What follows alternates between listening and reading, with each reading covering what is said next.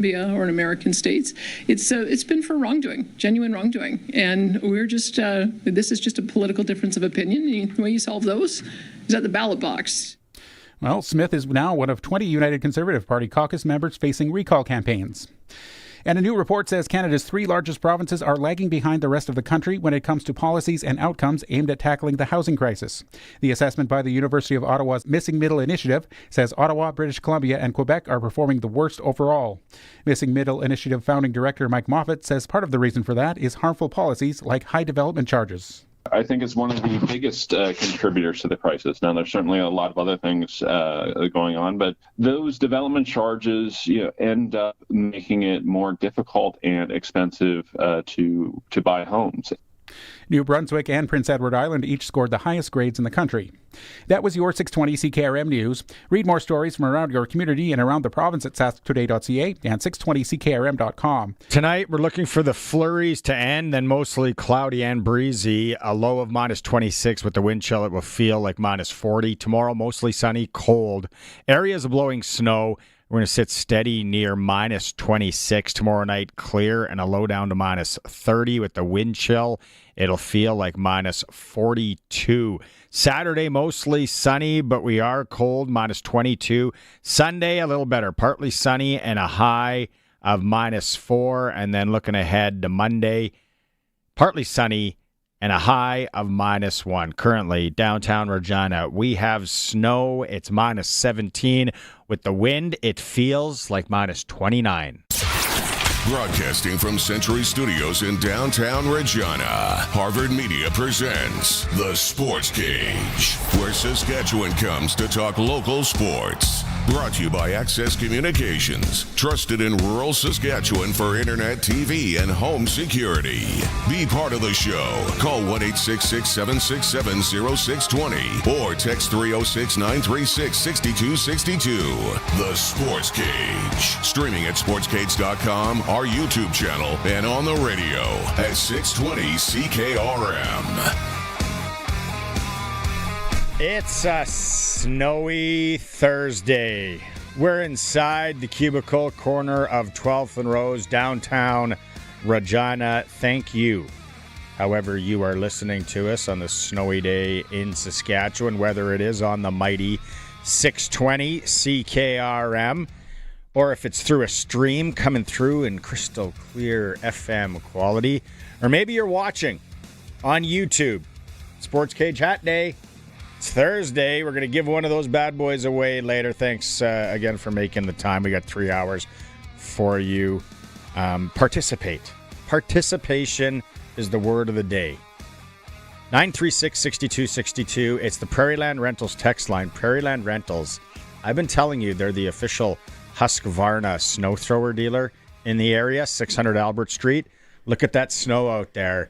You need snowblower or snow thrower guy tonight. I tell you that much. They have them in stock while they last. They're the best. The warranties, everything. And then if you just need something to rent too, that's why they're called Prairieland Rentals, because they rent anything you need for that winter job. So 936-6262. We're going to get to reasons why you need to participate in a bit. All of our guests are going to join us on the Western Pizza Guest Hotline. Gift cards.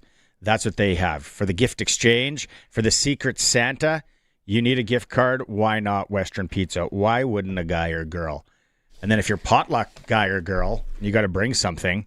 Show up with a wheel from Western's. Nothing wrong with that. Who's joining us on the Western Pizza Guest Hotline? JC Abbott from 3 Down Nation in about 10 minutes' time. We are going to have Arash Madani. We're going to have the SJHL report with Benny Walchuk, where we'll give away one of these sharp hats. Glen Suitor. And we're going to talk to someone from Notre Dame as the Mandy Schwartz Memorial Hockey Tournament gets underway. We're going to talk female hockey there. So a lot to get to on Thursdays, usually. The show's for Access Communications. My co-host is brought to you by Flooring Superstore, where I was in there yesterday. Yeah. And you talked about how you got some work done last week. Yep. They came in and did some work. Yep. I was in there yesterday, and being the holiday season, I thought it would be quiet. Yeah. They had people in there asking questions, getting stuff done, getting stuff out, sending guys to job sites. busy. It was busy, yeah. And you know what? They were, even when they were at my place, they said, where are we going next? Like, the next job's already lined up. We're on the go. They did a great job. I was so impressed. And mostly the wife's happy. So obviously it worked. The warden's happy. Yeah. That's all that matters. Yeah. That's Sharky. If you're listening on the radio, you hear his sultry voice. If you're watching, Hello, he's there. He's not wearing his hat, though, today. Not wearing a Sportscage hat, but we do have our extreme hockey umbrella marketing. Yes, we do. Yes. Yetis. Yeah, Sportscage Yetis. They're Yetis are beautiful. hot. I love them right now. Yetis are the way to go. All right, we have. It's been a week since you and I have chatted on the program. Yes. I want to talk about a few things. I want to get your take. Bo Levi Mitchell, JC Abbott's coming up from 3 Down Nation right away. Let's start first off with Trevor Harris signs with the Riders. Cody Fajardo signs with Edmonton. Davis Alexander signs an extension, although he was already signed. Yeah, he's a good starter. And so people are like, what's Bo Levi Mitchell going to do? He's 35. He's only 35. If Phillip Rivers is coming back, NFL, 35's young. But he signs today for the Deuce. Yeah. 2 years. You know what? It just tells you how hard it is to develop a quarterback. Like, for a young quarterback to come in and be play ready, if you've got a guy that can play, and winning is now. Winning is not in 2 to 3 years. Winning is now all the time. So no pro teams going, we're going to build for the future. You're building to win now, right now, all the time. And so Bo Levi gives him that best chance. When I heard it today and saw it, I was like, that's a smart move by Hamilton, because there's nobody out there that's going to take his spot. Isn't that one of the beauty things about the CFL? There's really no rebuild. No. Quarterback, you need a good quarterback. You do. You can't have a guy in jeans, Uncle Rico style, back there slinging it and hope you're going to turn things around. But you got, okay, this guy didn't work out. That guy's on a 1-year deal. He's done. Let's sign him. Let's try and get him, right? There's no real long-term. It's a beauty part. Now the other news where JC Abbott's going to come in, and we'll talk to him more about it. CFL closes investigation into alleged Argonauts tampering with Riders coach Corey Mace. It was on 3 Down Nation today. And it'd be interesting to hear what he has to say about what took place. Again, I think it was a call to a friend of a friend, or a query if he wanted to change or wanted to come back to the big smoke. I don't think it was an actual reach out. Not direct to Mace. No, it was a friend of a friend. I don't know. That's my guess. That's my guess. That's where I'm coming from. So many things can kind of happen jokingly, or you could try and pawn it off as a joke. Yeah. Nowadays, like think about the 80s. We get Glen Suitor on later. Like you would have to pick up a rotary dial phone or a phone and call. Look, his name's not in his number's not in the phone book. He's unlisted. He must be a big shot. And then you'd have to call that guy and say, "Hey, so what are you doing this off season?" "Oh yeah, not bad. Yeah, no, how are things, wife and kids? Yeah. Oh, yeah, no, things are good here. Wouldn't it be great if you played together?" But that's what it is. They say flirting nowadays is if you like someone's post on a social media, guy or girl, people consider that flirting. There's a lot of inappropriate text you see. I've been reading that. I started going into that Puff Daddy thing on Netflix yesterday. I'm going to have to regroup because I kind of caught it. And the wife was watching. I was watching hockey. Speaking of that, someone's off the snide on their picks. We'll get to that sprinkle of the day. I was 0 for 9 in my last. Eric Francis and I had a funny text message back and forth last night. But then I'm like, Puff Daddy was wow. And 50 Cent is kind of doing he did the whole documentary thing. So Puffy's screwed. Screwed. Yep. But just the different weirdness in that and his relationships and all that. But yeah, nowadays, there's people consider, flirting and where tampering is probably falls into that super gray area where you could probably try and go, I didn't mean anything by that. Well, did you? Hope you're happy in Saskatchewan. You looked great in double blue, right? If you ever want to come back, let us know. Yeah. Screenshot of a house for sale on the cul-de-sac.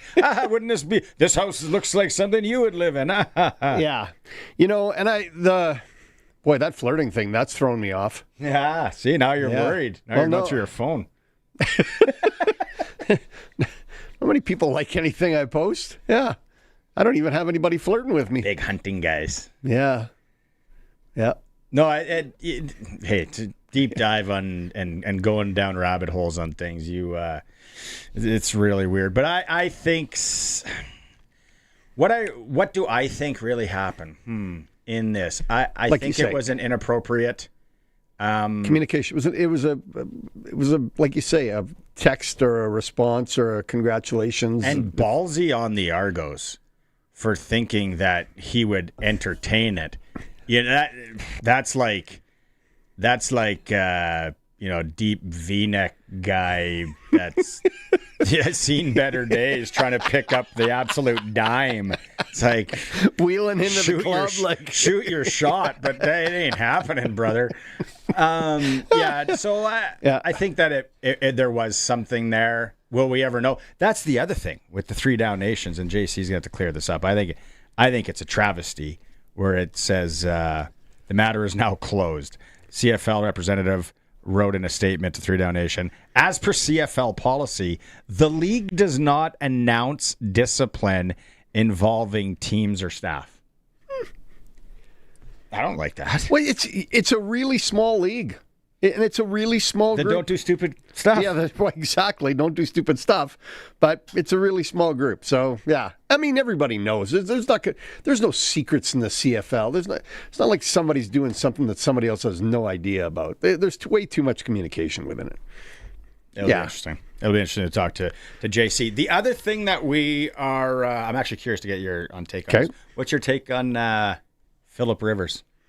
44 years old. It goes back to my conversation about a good starting quarterback. That tells me that Indianapolis doesn't trust anybody in their system enough that they got to go find a guy that's wheeling around his grandchild, taking it to the park, and one of his other 21 kids, and bringing him back as a quarterback. I don't care if you don't have somebody in your stable. There's not anybody out there. I need to see. Well, you saw Cam Newton was upset they didn't call him. I need to see how this plays out. As a Patriots fan, Cam Newton was there. Cam Newton stunk. Yeah. And then people are like Colin Kaepernick. Did you watch Colin Kaepernick that last season he played, whenever that was? It was terrible. Yeah. He was junk. Like, he was absolute junk. And maybe Colin Kaepernick didn't pick up the phone. Maybe Colin Kaepernick said, "No, I'm not interested. I'm too busy fighting the world." Yeah, he Seward himself in a lot of respects. You can go and read stories. And, but yeah, man, maybe Philip Rivers called them. Now we got to see him play. Like, we got to see him play. Philip Rivers. It goes back to, it's really, really hard to develop a quarterback if you have somebody that can stand in there and throw, make reads. Kenny. Yeah. Well, he always had that like weird sidearm release too. But they're trusting that more than anything else. And then today, we are going to get after it. Okay. We had a massive debate here. Coulson, Curtis, Teagan, everybody involved in the show. Dave Thomas was so fed up with us, he just went on holidays. Last year, we did our bracket for Christmas songs. I remember that. Let It Be Christmas by Alan Jackson, that one. Like, came out of nowhere. You'd have to go back to where's the black book? Or 10 Do we have it in the black book? So then we thought we it. had a debate, and we were having a debate about food. Okay. Christmas Eve supper or Christmas Day supper, whatever your family does. Yeah. What are the staples in Sasky?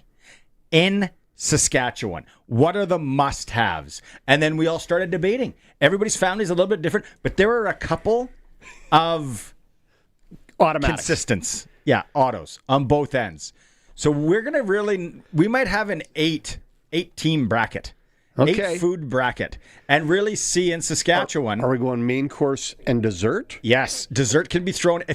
Should we not have a 2 bracket? Whatever the must is. An A-League, What's a your B-League? must? No. It can be. Like, if you show up to Christmas, and for us on Christmas Eve, we eat Oriental food. Because Mom doesn't want to cook anymore, and there's only a few of us.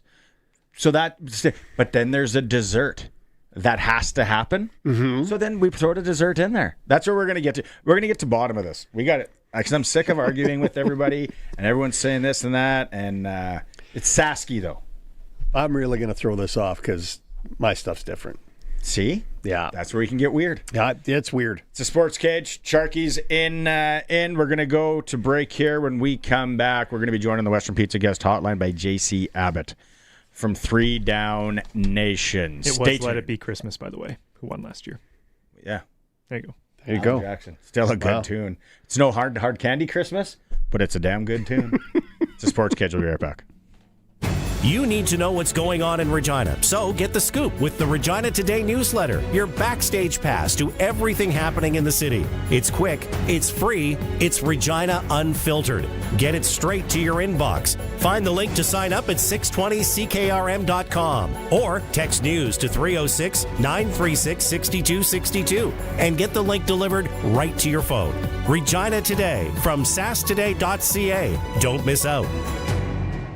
When you play Sports Select, you're part of more than the game. You're backing over 12,000 sport, culture, and recreation groups across Saskatchewan funded through Sask Lotteries. So go ahead, make your picks at sportselect.com, generate your QR code, and lock in your bet at your local Lotto Spot retailer. Every play is 100% legal, and every ticket supports your community. Sports Select. When you're ready to play, bet on the original. Must be 18 plus. Please play responsibly. It's time to unwrap great savings during the Access Communications Boxing Week sale. For a limited time, Access is offering all new and existing customers 1 month free with any new service of Access Internet, TV, phone, or security. Plus, choose your gift of either a $50 credit or free Fire TV stick. The Access Communications Boxing Week sale is on now. Visit myaccess.ca today. If you've got a Steelcraft garage door, you've got a door with parts manufactured and assembled right here in Canada. A door with better insulation and seal, plus a warranty you're probably never going to use. And if you don't have a Steelcraft garage door, you should get one. Don't just hang a door, install a Steelcraft. Turn curb appeal into curb envy. Steelcraft door, Steelcraft door, Steelcraft door. We offer more. Steel-craft.ca. Sports Cage continues. You can watch our live stream at sportscage.com, on our YouTube channel, and always on the radio. Saskatchewan's voice for local sports. 620 CKRM.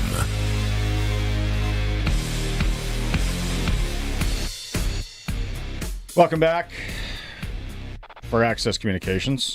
Sharky's here. He's for Flooring Superstore. Very happy customer.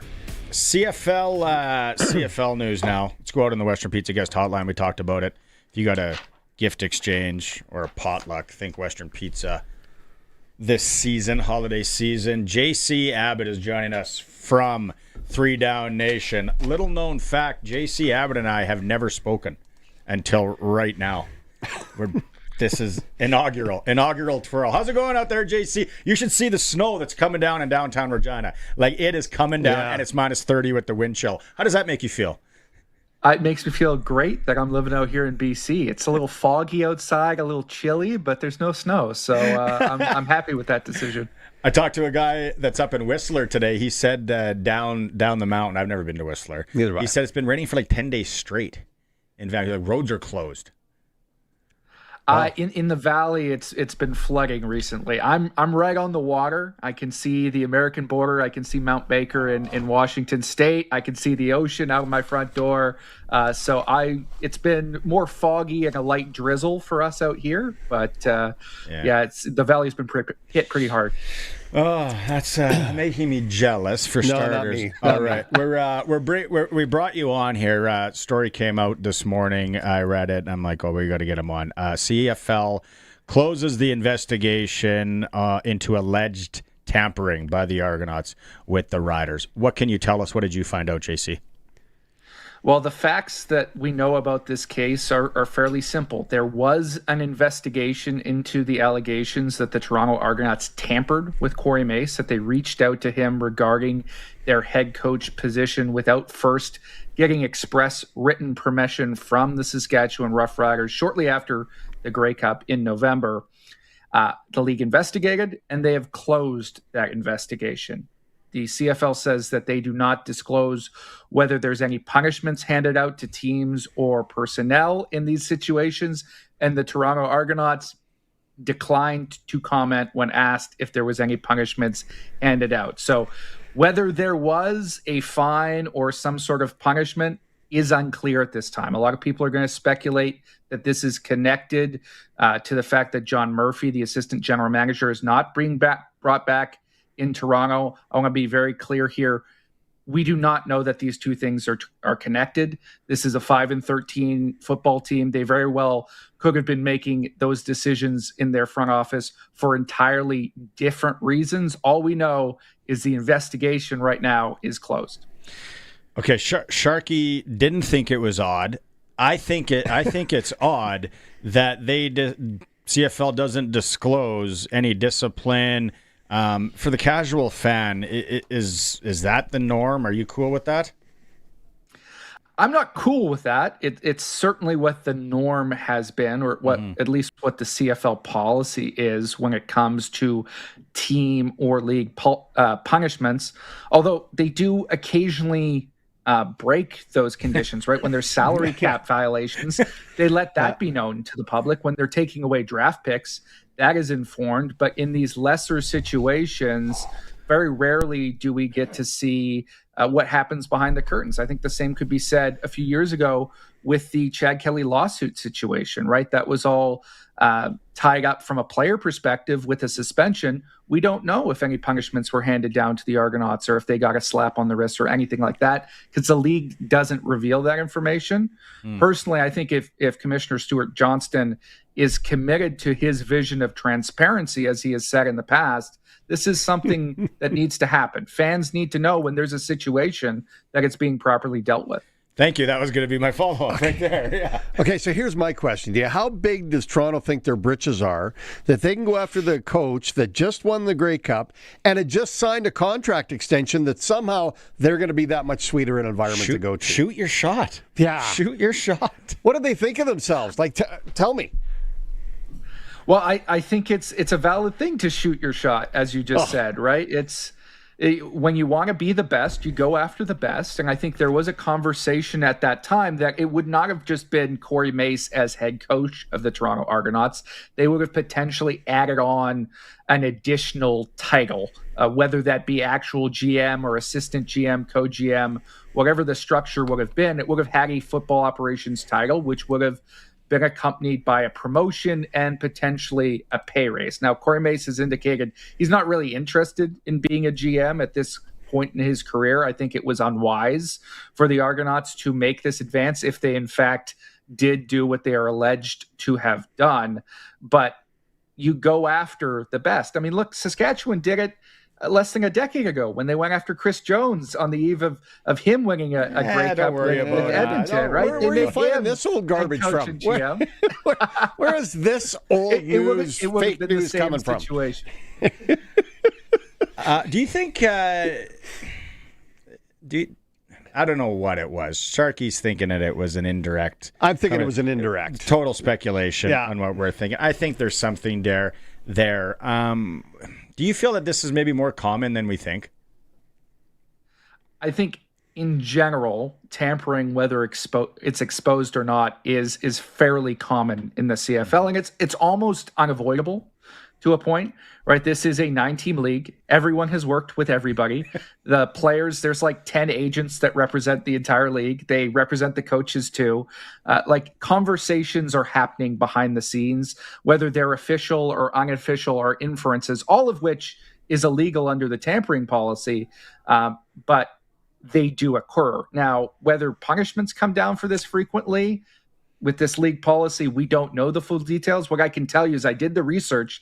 The last time somebody was fined for tampering with a coach was 2011. That was the Toronto Argonauts getting fined for poaching Chris Jones, the defensive coordinator, away from Calgary. Jim Barker was the GM in Toronto at the time. Scott Milanovich was the head coach. That was just $5,000 that they were fined for. They've since beefed up the policy since then. It can be a fine of up to $50,000, a loss of a first-round draft pick now. But it's interesting that it's been more than a decade since any official fine has been handed down for tampering. Again, I don't think it was a direct reach out and said, we want you to come be the head coach of the Toronto Argonauts. I think it was congratulations, you still look great in double blue. I think it was that sort of reach out. Or you thought it was a guy, a different guy, right? Like reaching out to his agent, congratulate Corey, right? Tell him he looked great in double blue. Yeah. I think that's the sort of scenario it was, and that's why I think it's not being brushed under the rug, but just forgot about. Maybe we'll find out one day. While we have you here, I want to ask you a couple other CFL things. Bo Levi, 2 years. Did that come as a surprise? Did you think it would be a year by year? No, I think 2 years is a good deal, right? Bo Levi Mitchell deserves to get paid, right? He took less after all the struggles that he had, and he's been fantastic the past 2 seasons. Twice a finalist for MOP, 2 times over 5,000 yards. He has not shown any signs of slowing down, and I think if you've got a chance to lock up a franchise quarterback like that, you do it, and you do it for 2 years. There's no reason to take it 1 year at a time. He gets knocked for being an older guy because he did have that period of his career when he struggled with those injuries. But in the big scheme of things, he's not as old as Zach. He's not as old as Trevor, right? He's sort of in the middle of the pack when it comes to quarterback ages, and I think he's got more in the tank. I agree with you. I think it's a great move by Hamilton, and I think it's a sign how hard it is to develop and get a young quarterback up to speed.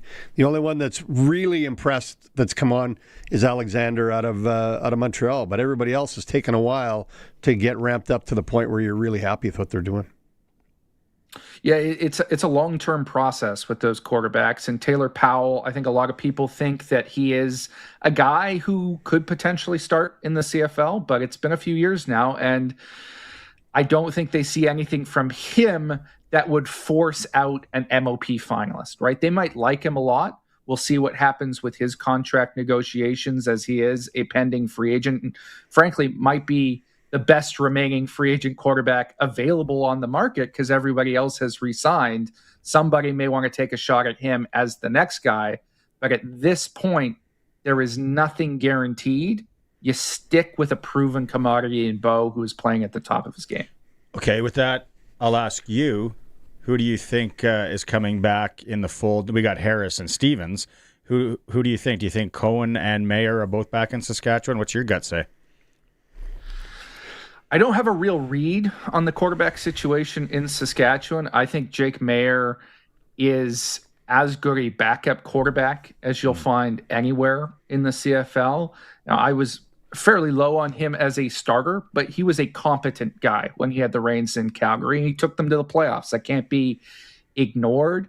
I think if Trevor went down for an extended period of time, it's nice to have a guy like Harris. Cohen, I think, has potential, but are you ready to move on and take away that security blanket in order to give him a bigger opportunity? To me, that's a big ask for a guy who's yet to prove himself. I'd try and keep him around as that fourth guy. I'd spend the money to stick him on the one game if it didn't anger the PA too much for another year. But you can't trade in security at that position. And we know whether it's 2 games or whether it's 10 games, at some point you're going to need your backup quarterback in the CFL. I agree 1,000%. I think everybody's it's a great move. agreeing with kind of what he said. It's like, well, we're not really super confident yet. And no, I mean, like you say, it's a great opportunity or great option at backup quarterback. You're going to need him for a game or two somewhere. He brings a lot of experience to it. Then we go to Trey Ford. Where does Trey Ford land? What crystal ball do you have for him? Winnipeg. Well, I think there's a couple of options. I think it makes a lot of sense to put him in a place where, there is a Canadian ratio connection. Could he land in BC? Now, this is not insider info as the Vancouver guy. I have not had this conversation with the Lions because obviously that would be tampering at this stage. But if you've got $5,000, if you don't know it anymore, it's not a big deal. If you've got Nathan Rourke as your quarterback and he's a mobile guy, it makes sense to have a backup who is Canadian because then you don't have to change your ratio if he goes down. They tried to do that the first time around with Michael O'Connor back in 2022. Ford, I think, is a very different type of QB than O'Connor was. But but you can do some interesting things with him. And I don't think they are thrilled with the two guys that have their contracts expiring here in terms of their backup quarterbacks, Jeremiah Mazzoli and Chase Bryce. Mazzoli's a great leaguer.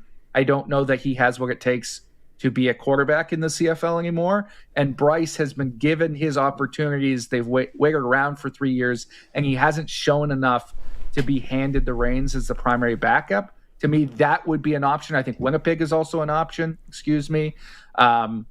because they're going to have to move on from Zach at some point down the line. And they've got Taylor Elgersma in the pipeline, who is also a Canadian. So those are options that make a lot of sense. And if Hamilton loses Taylor Powell as their primary backup, I mean, that would be sort of a homecoming for Trey Ford, as it were, if he ended up out there, a kid from Niagara Falls. I see that as a potential option as well. Okay. All right. JC Abbott from 3 Down Nation is joining us. And then I want to leave you just on your thoughts on the reports Montreal releasing linebacker Darnell Sankey. Yeah, I think it makes a lot of sense from a team building standpoint. That's not a shot against Sankey. He's been a fantastic middle linebacker, an all-star caliber guy on that defense, a true leader. But you have Jeffrey Canton-Arku, who is, a first-round pick from 2 years ago, highly productive in a rotational role. I think if you look at the grading, if you trust Pro Football Focus or whatever, somebody who on a play-by-play basis has one of the highest grades of any linebacker in the league and has certainly made an impact as a situational pass rusher. He's ready for his opportunity. And by making that a Canadian spot and extending him early for a contract that's, I'm sure going to get him paid nicely, but isn't going to destroy your bank account, I think you set yourself up better as a team with a more flexible ratio, the ability to play some Americans in other spots. That was always the plan in my mind when they drafted Canton-Arku, and I think this is the fruition of that. Cool. All right. Well, your proximity to the border there, then, does that automatically make you a Seahawks fan? It does not. I grew up a Green Bay fan, okay. Just because I loved watching Favre play when I was a kid. Now he's perhaps colored my opinion of him a bit in the years since then, but I still have a little bit of a candle for Green Bay. I was going to say, if you're a Seattle fan, maybe go down and watch Old Man Rivers. If he gets in the lineup this weekend, that'll be interesting. JC, thanks so much for taking some time today, shedding light on that. That was great, and we'll catch up again for sure. Thanks for having me on, guys. It was a pleasure. Right on. Nice. 3 Down Nation, CFL insider JC Abbott joining us on the Western Pizza guest hotline. I think, everybody wants to know more. Like, nobody wants to be going, you think we'll find out more? No, it's done. No, I think it's done. Sink ships, and people are sinking ships. It's done. It's finished. There's nothing there. Move on. Hey, I got to throw this out. Darren. What do you got? Darren on the YouTube chat. I saw it there. Hold on, let me pull it up. I see it. He gets the assignment. Yeah. Darren gets the assignment. What's going on? He does. First off, he's listening from Spokane, Washington. Appreciate that. And he said, sounds like a cold one in Regina. It is. It's a little chilly. It is snowing sideways, Darren, and it's cold, and the snow just keeps piling up. It's gross. Yeah. I'm painting the picture.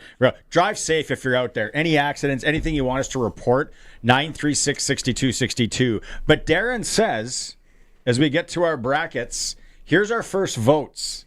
Colson, write them down. Cabbage rolls and pierogies better be on the Christmas meal Those list. were automatics. Are they, though? They are. I don't. Cabbage roll, halapshi? Yeah, I do.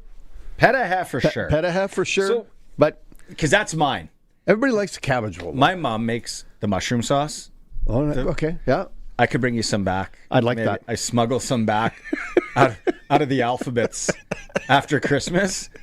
It is the best part about the mushroom sauce and the pierogies at Mom's is when you would bring in a new girlfriend or new boyfriends for my sisters, and then now it's my nieces and nephews, and they're all bringing new Johnny Come Latelys or strangers, and then they're like, oh yeah, pierogies. Yeah, I love pierogies, and it's like, hey, do wait till you try Baba's mushroom sauce, and then it's just like, oh wow. So that's where turkey take a seat for me. If I only get one, My vote's pierogi. So we got a pierogi vote. We got a cabbage roll vote. I haven't checked the Prairie Land Rentals text line. But what's the staple? What do you have to have at Christmas? And it can be a sweet. I think somebody texted in shortbread cookies. Yeah, shortbread cookies. I'm not taking shortbread cookies over pierogies personally. No, but at the end of the day, I don't even know if I got a sweet with a nice Christmas port. Yes, little after drink, fancy, little after dinner drink, a little aperitif. Nah, yes, give me a lager. Put a hair on my chest. Yeah, hasn't worked so far. I don't know why you're getting another one. I don't know. Some people might say ham. But some people like a honey ham. I like a nice ham. Yeah, I'm a big seafood guy at Christmas. See? Yeah. Yeah. Was it the Ukrainians used to be when I was back in the day when we were hardcore? It was like they ate meatless dishes or something on Christmas Eve. That was load up carb day for this guy. It was pierogi and cabbage rolls. Get everything else away from me. Borscht. I can do a borscht. Yeah, I don't have borscht on the Christmas list. No. Borscht would not making top 8. No. I don't know if it would make top 8 of any particular event. There's some people out there that watch the Kenora and Yorkton people start flying in here. I love when they chime in. What about a Kubasa? Where's Kubasa going to rank? Let's get the shishlicki. Nah.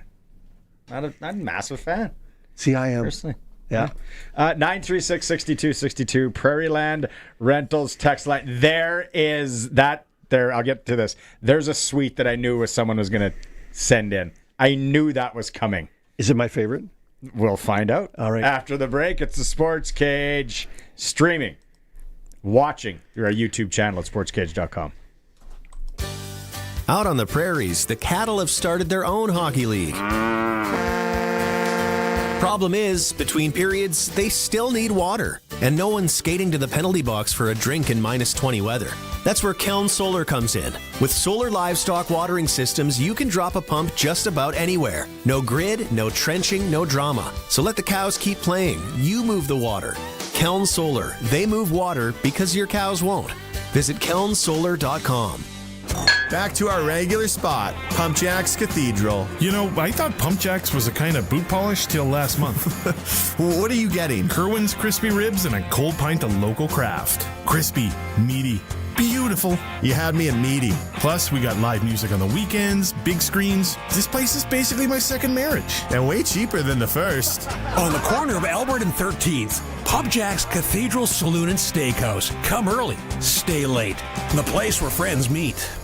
Text CKRM 306-936-6262 for Prairie Land Rentals. Renting heaters, skid steers, and most power tools for all those winter jobs. And your official Husqvarna snow thrower dealer. Prairie Land Rentals, 600 Albert Street, where you deal with the owner. Sportscage is live streaming from our Century Studios in downtown Regina. Watch now at sportscage.com and our YouTube channel. Be part of the show by texting 306-936-6262. 620 CKRM. Welcome back. Sharkies here. Here we go. Prairie Land Rentals text line. You can send it in on YouTube as well. I love it. You guys get it. We might give something away today to everybody that texts in, just because they're getting the ball rolling. So we got to have Colson. We got to have seeds. Like our top seeds got to be obviously the number one, the fan favorite today. Vote. And pierogies is leading right now. It's out in front. Take a seat, turkey. Pierogies and cabbage rolls, Dano says, and for dessert, scruffles. Oh, heck are scruffles? I don't. So we can't use that. We're going cabbage rolls and pierogies for him too. But so you can't be both.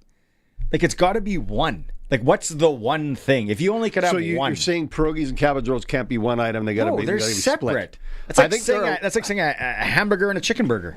Different. That's true. I think that's our 1 and 2 seeds right now, though. It is. Dean says, I knew this was going to come up. Nanaimo bars. Yeah, that would be a popular one. Not for me personally. I don't like them. I don't like them either. They make me think of funerals as a kid. Used to go to funerals. Like egg salad sandwiches with the crust cut off. Yeah. What do they have over there? Nanaimo bars. I'm out. Dean, And then Dan, another Dan in Regina. Dan, don't take this the wrong way, Dan. I think you're sick in the head. Pot of Gold chocolates. Oh, Dan, come on. Do you eat them all? Like, do you without that roadmap? Without that roadmap too, that is Pot of Gold roulette is not a game I want to play. You get that one that's like, what is that? Orange? What was that? The orange wasn't bad. It was some of those other ones with some liquid things inside. I know. What's that cherry doing in there from the 60s? I don't know, Dano. I don't know, buddy. Peanut butter marshmallow squares? Here's Roscoe. Okay. Roscoe. About time, Roscoe. Yeah, I knew this was going to come. No, you can't send in your whole list. You can't. Look at that. He literally just sent in everything that he's eating at Christmas. Roscoe, send in your must. If someone had a gun to your head and said you only can have one thing this Christmas, it might be the sweet. It might be something sweet. What is the one thing? Okay, so get us back. Nah, man, this is up your alley. What do we got? My brother and brother-in-law like this. Pickled herrings. Not such a big fan. No? No. I got to sit at the other end of the table if someone's eating that. No, not such a big fan. I like the shrimp ring. I like when the shrimp ring comes out. Have I ever told you this? You know what Studenettes is? No. Head cheese? Oh, yeah. I know what head cheese is. My mom still makes it. Really? It like the big pot comes out, pig's feet, and makes the gelatin. And my brother and brother-in-law, and then there's always some newbie that has to have some head cheese. And then they usually pay them. They'd be like, hey, Roman, or they pay my boy, hey, I'll give you $10 each if you have some Studenettes. My daughter will do it for sure. But I ate head cheese as a kid, vinegar and pepper on it. Still couldn't do it, eh? No, I did. Oh. Like, I did. Like, my dad, like, come on, Dad. What were you thinking? But Studenettes, also known as head cheese, they're definitely not making the top 8. But have you ever had tomato aspect? No. No. I don't know what that is. It's like a chilled tomato salad. Like tomato juice. No, come on, man. I'm just throwing it out there. I'm not saying you got to put it in the list. I'm just saying it's a thing. Like some people like the jellied salad. Somebody's wife demands chicken hearts. Not making the list. No, not even on the top 75. Captain Harvey was the pickled herring fellow. Yeah, he's out too. But we might get Dan and Captain Harvey together if they're going to go head cheese and pickled herring. Pickled herrings and chicken hearts. Yeah. You guys sit together at the table and then don't call us in the probably drinking 5-star straight. Let's do SJHL report here, Colson. Oh, like whenever you're ready, we're gonna give away a hat, and we know Benny's gonna have some food. He's gonna have a vote. Yeah. The one people, like, look at all these text messages. The one thing, just the one thing. So far, top seed Sasky of course pierogies. Second seed would be cabbage rolls. Right now, yes. We don't even have turkey. Turkey has not got a vote yet. Stuffing, there we go. Oh, stuffing should get a good stuffing. Stuffings, and we can throw gravy in there. Do you like your cranberries out of the? No cranberries. What do you mean no cranberries? Cranberries, put that with the box of Pot of Gold. No deal. SJHL report. Time now for the Saskatchewan Junior Hockey League reports with Benny Walchuk on the Sportscage. The SJHL report is brought to you by Chad Reach, Senior Wealth Advisor, GP Financial Services, and Aviso Wealth. If you need a second opinion on your retirement plan, Chad and his local team are available for a no-obligation meeting.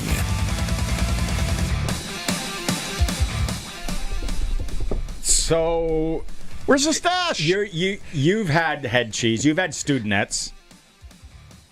Do you like Studenettes? Actually, a guy in town is actually making it today, so fresh Studenettes coming up in the next couple days. Yeah, so here's the story. Here's the rub. We got nothing but time. So my mom and dad used to make it when I was in high school. Okay. And when that big silver pot would come out, I clued in after grade 8 because it stunk up the whole house. You're boiling pig's feet. It's so gross. and your jacket and clothing going to high school stunk. You stunk so bad. So I figured it out. Probably like grade 9, 10. I got to hide all my good clothes in the garage for this 24-hour Smoking darts out by your clothes. It's unbelievable. And then we just had a Scott just said, head cheese is gross, man. My dad used to love it. Yeah. So what would be your one thing, Benny? Your one thing out there in Melville? Pierogies, probably. Yeah, all different kinds. Potato, sauerkraut, Saskatoon, apple. No. Mushroom. Everything. No, Potato, no. cheddar potato is the only way to roll. Yeah, we're not putting fruit in pierogies. I know. Stop it. The worst is going to someone. The worst is going to someone's Christmas, and then you go, oh, pierogies, nice, and you dig into it, and it's not cheddar potato, it's sauerkraut or Saskatoon. You want to pick up that thing and throw it across the rumpus room. What are you doing? I'm out of here. My father-in-law made him with these nightshade berries. He was the only person that even grew this thing, this nightshade berry. And he treasured them with his pierogies. I'm like, this is disgusting. Yeah. You don't mix those things. Pierogies. Pierogies are the leader. Normal pierogies. Sade pierogies. All right, Benny, where do we start? It's been a rough ride for Canada West. Trevor Blevins and his team, they're 0-for at the World Junior A Challenge, and they're do or die tonight.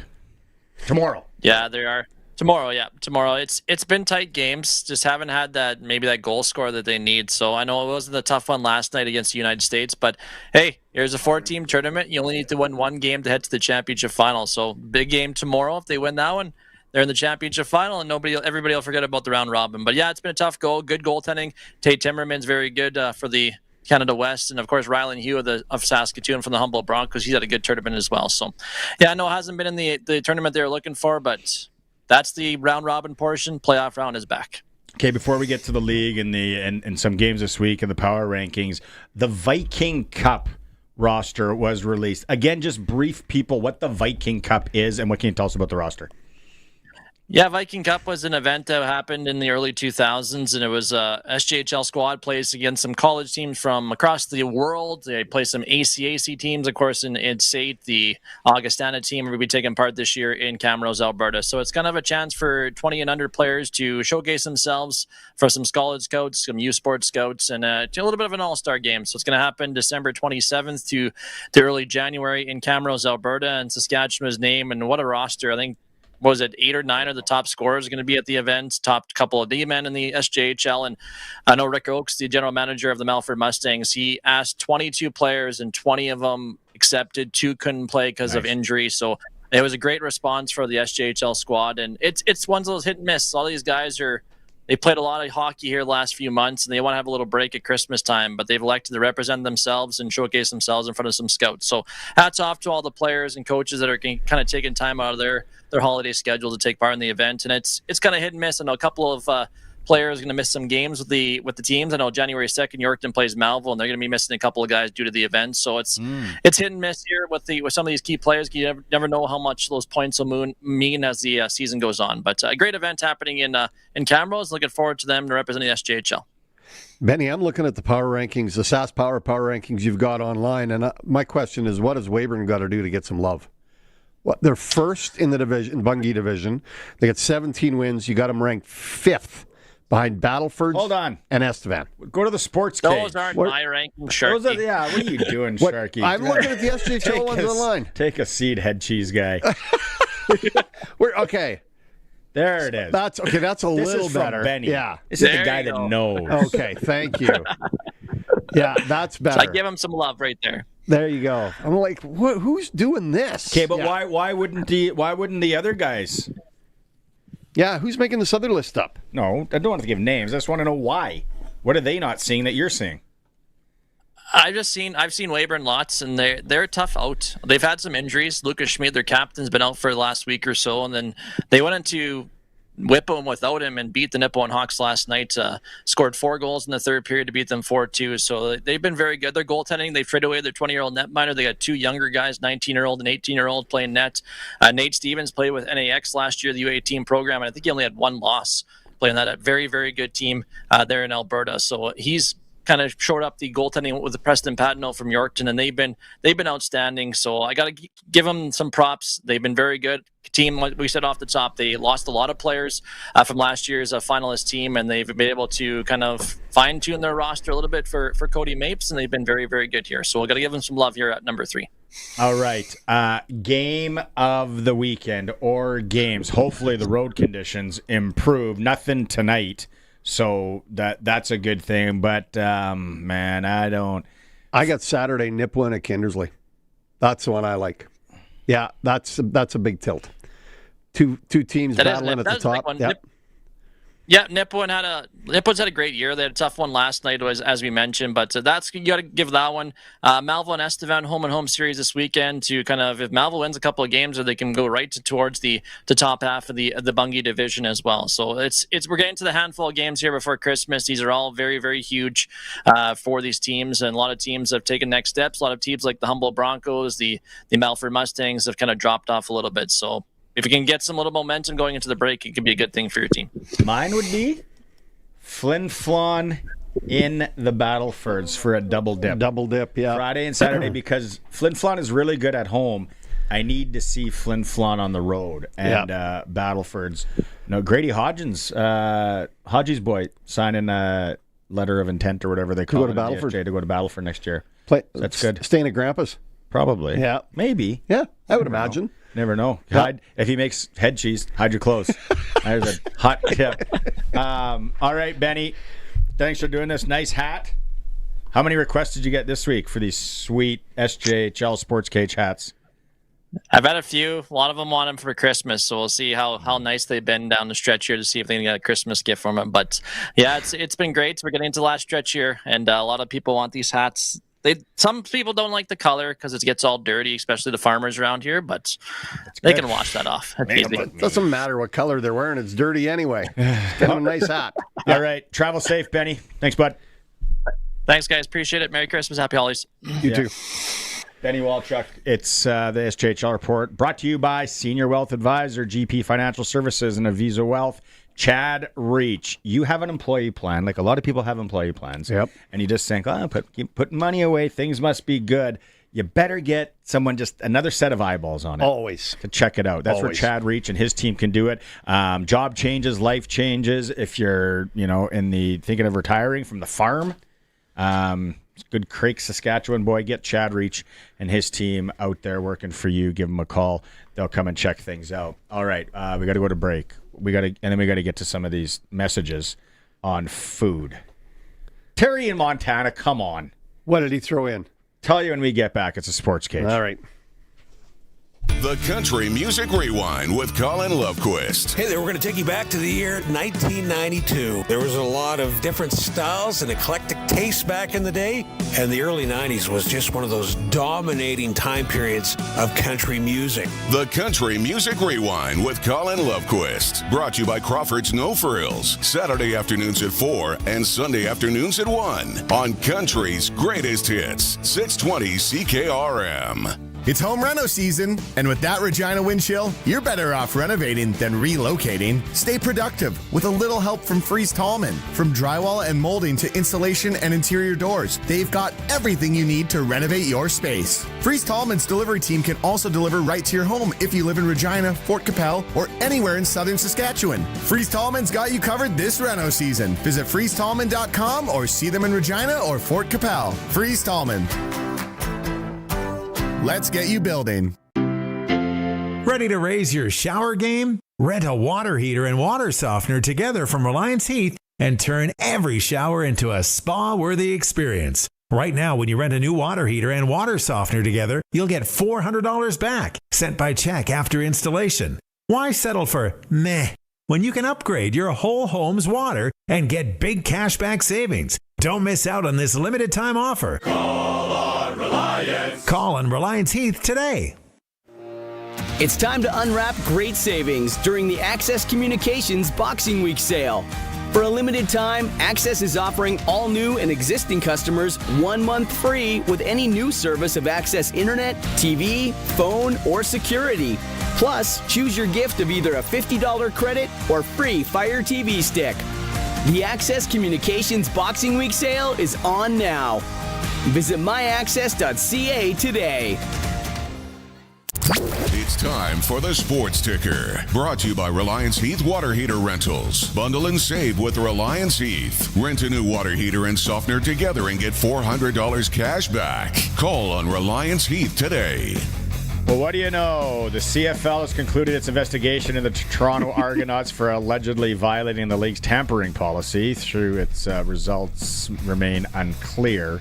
The league investigated the allegation of tampering against the Toronto Argonauts. The matter is now closed. The CFL rep wrote in a statement to 3 Down Nation. As per CFL policy, the league does not announce discipline involving teams or staff. Montreal Alouettes releasing linebacker Darnell Sankey amidst the ratio change. Football tonight, National Football League Week 15. Atlanta Falcons, Tampa Bay Buccaneers. This could be a gooder. Tampa, Sports Select has them as a minus 5. The favorite there. Over-unders 43.5. I'll get into more of that in the sprinkle of the day. Oh, boy. Prairie Junior Hockey League, not a lot of traveling here, so this one should go up at the Wick, where they have vending machines and a coffee machine. Regina Capitals taking on the Silver Foxes, 7:45. National Hockey League Canadian teams, lots of them. Toronto hosting San Jose, Montreal's in Pittsburgh. Ottawa travels to Columbus. Winnipeg welcomes Boston. Edmonton takes on the Detroit Red Wings, fresh off their win against Calgary, and Vancouver is home to Buffalo. It's for the Bundle and Save event at Reliance Heath. Rent a new water heater and softener together and get $400 in cash back. Call on Reliance today. Trifle. Trifle is popular. If we get a couple more votes for Trifle could be on the list for on the dessert that's an side. early pick to move them up. Okay. Terry in Montana. Come on. What do you throw in? Prime rib. Oh, see, I don't mind a good prime rib. Well, no, but I've never had it at Christmas, Terry. I'm coming over, Terry. Yeah. That's not a bad play. Yeah. I like it. I like it. Oh, man. My wife makes prime rib. I can have prime rib anywhere. Bad prime rib's good. Yeah, there is no such thing as bad prime rib. I think we have like one vote for turkey. There's not a lot of turkey people out there. The shrimp ring getting any love? No shrimp ring. I don't think so. I'm going through them, but pierogies definitely so far the number 1 seed, followed by cabbage rolls. Yeah, that's not a surprise. Stuffing and gravy, or stuffing is looking at a few. Okay, and no, come on, are we in Saskatchewan here? Shout out Kenora, Yorkton. Yeah, we need some Kubasa.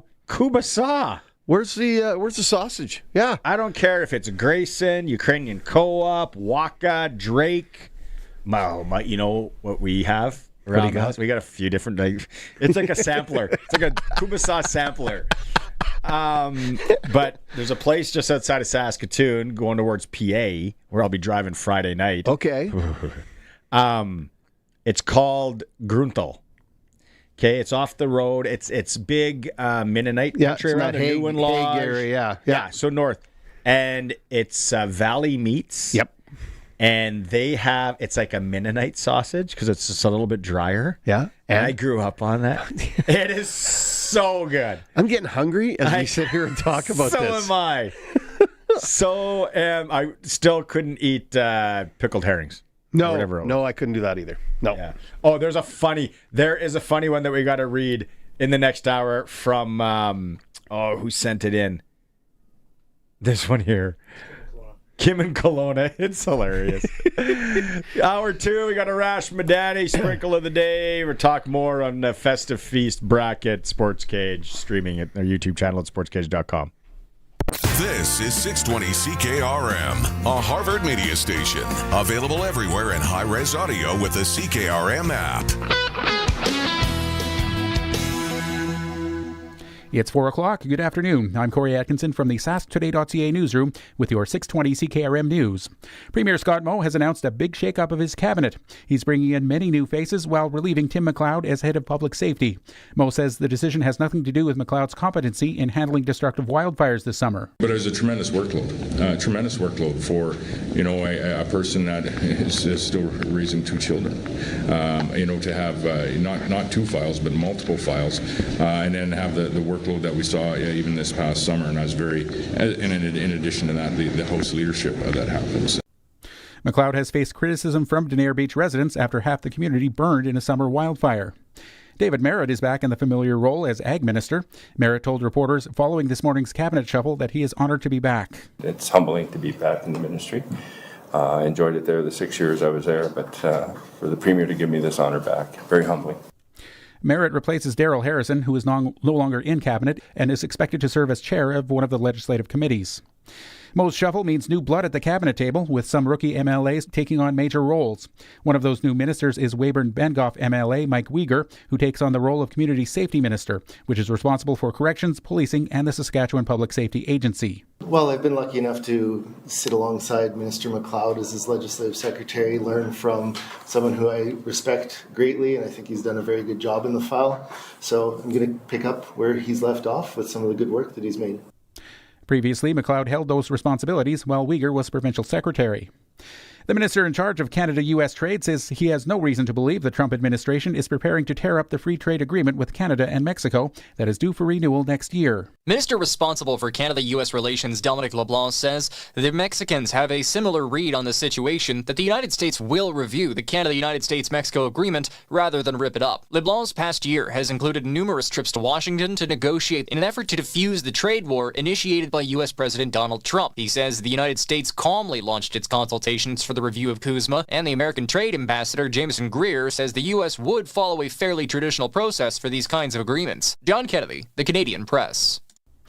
And walk into any Canadian or American classroom from kindergarten to high school, utter the phrase 6-7, and watch what happens. ABC's Jim Ryan says those sequential digits have become a cultural phenomenon. Some trace the expression to a 2024 song by rapper Skrilla. 6-7, I just bit right on that. Others tag it to Charlotte Hornets point guard LaMelo Ball, who happens to be 6'7".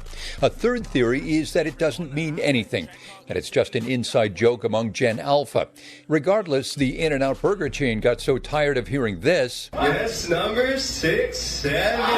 that its ordering system now skips from 66 to 68. Jim Ryan, ABC News.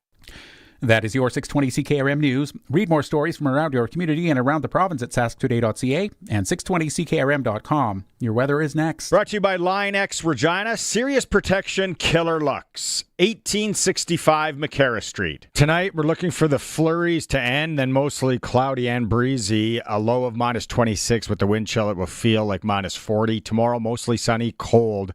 Areas of blowing snow. We're going to sit steady near minus 26 tomorrow night, clear, and a low down to minus 30 with the wind chill. It'll feel like minus 42.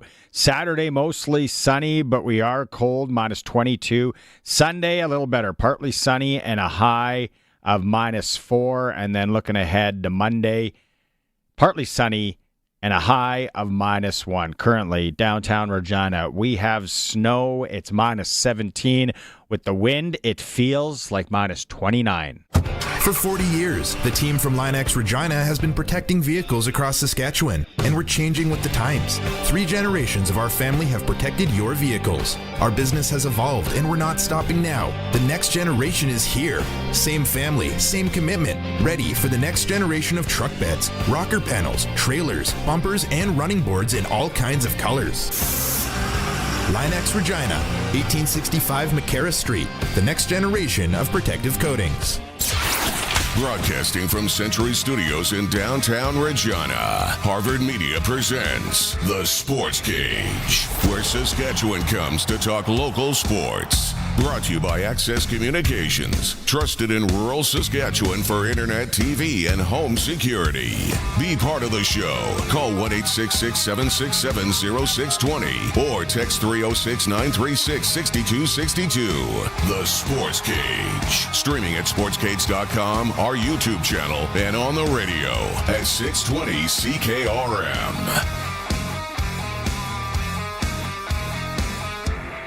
Welcome back. It is Thursday's show for Access Communications, trusted in rural Saskatchewan, internet, TV, and home security. The roads and the weather out there, downtown Regina, awful.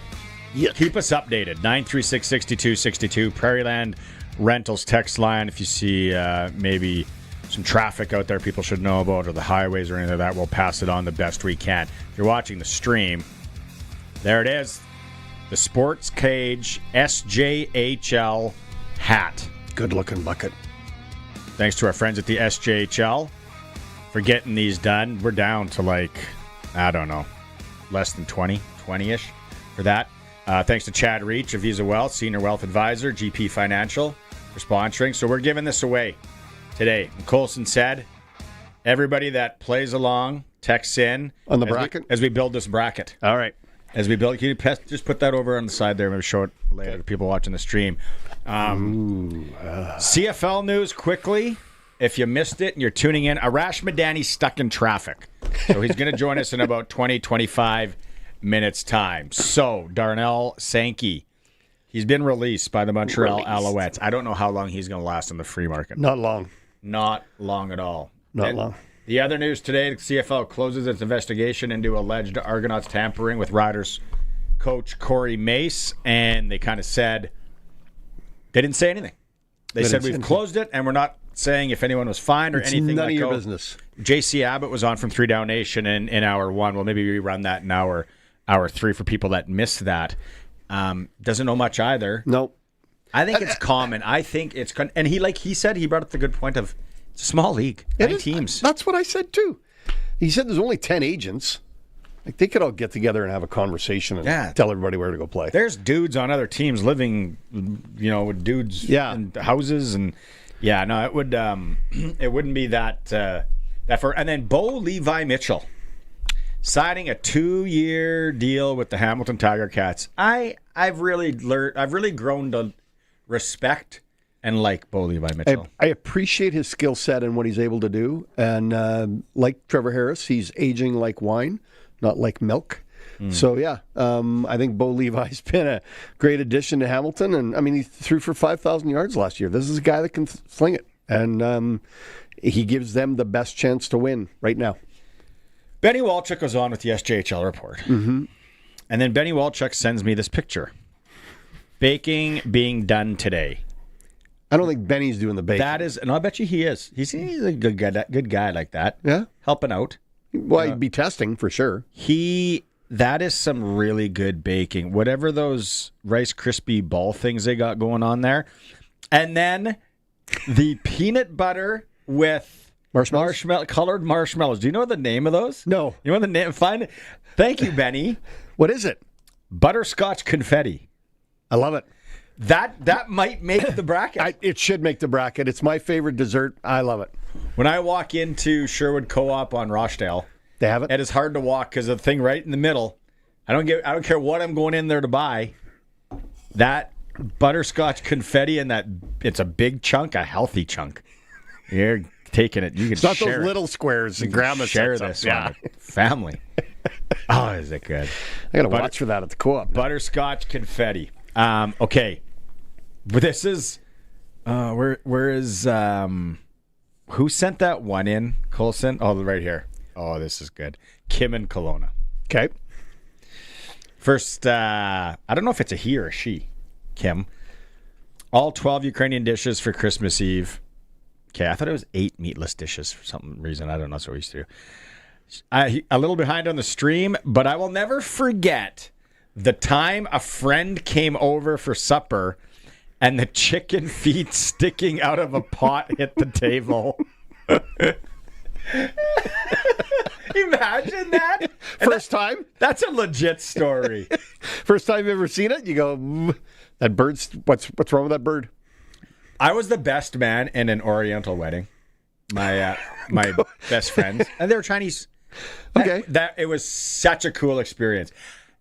I would actually pay for that experience all day. It was a long day. You have to pay to get into the house you have to pay the dad. You got to pay the dad off with envelopes. Some people might have to. Yeah, it's wild, man. And then sounds like a mob wedding. We basically stood in a corner for 4 or 5 hours, and we were hungover. It was in Calgary, and my buddy's like, he said, "This is gonna be weird, boys. This is gonna be weird today." And all these people start coming and bringing jewelry and gold and money to bride and groom. Really? There's a pig in the middle of the table and all this money, and we just stood there. You are not to be seen, not to be heard, just stand there like ornaments. I've never told you the story. Oh, this is new. Then I'm like starving and hungover. And it's like 11:30. Can somebody get me a coffee? Maybe a chip? And all I can see is this pig. And then is the pig cooked? Yeah. Okay. Then they start eating the traditional Chinese. They start bringing out their food. And you can kind of smell the kitchen going off. And I'm like, okay. And then I see the chicken feet. Did you have some? Are you insane? You know me. I'm the pickiest. You're one of the pickiest eaters I know. Eaters. I'm like an 8-year-old. I'm a 6-year-old boy or girl with how I eat, basically. And I'm like, you gotta be, you know what, in me. I'm starving here. I've been standing like a statue for 5 hours, sweating. And now I'm getting chicken feet. And then my buddy comes by and goes, don't worry. I ordered you guys like regular Chinese food. And I'm like, are you kidding me? And so then those chicken balls and the fried rice come out, and I'm like, oh, man. But then I can't believe I'm telling the story. So then my job as the best man is to, when we leave this house in mid-afternoon, got there at 7 in the morning, paid in, I am supposed to leave. I'm supposed to go with an umbrella over top of the bride everywhere we go for pictures. The sun's not supposed to hit her, basically. It's just like a tradition, whatever. Okay. So I'm like, I'm on it. And he told me that the night before, even though I was buckled. Yeah. And I'm like walking around, I'm like, I got it. So then the mom comes and this is like, there is 150 people in this house. It is nuts. And we're just standing in the corner like absolute pigeons. They have one of those Buddha things or something on the ground, like some sort of religious thing? Yes, some sort of religious thing. She comes over and very broken English.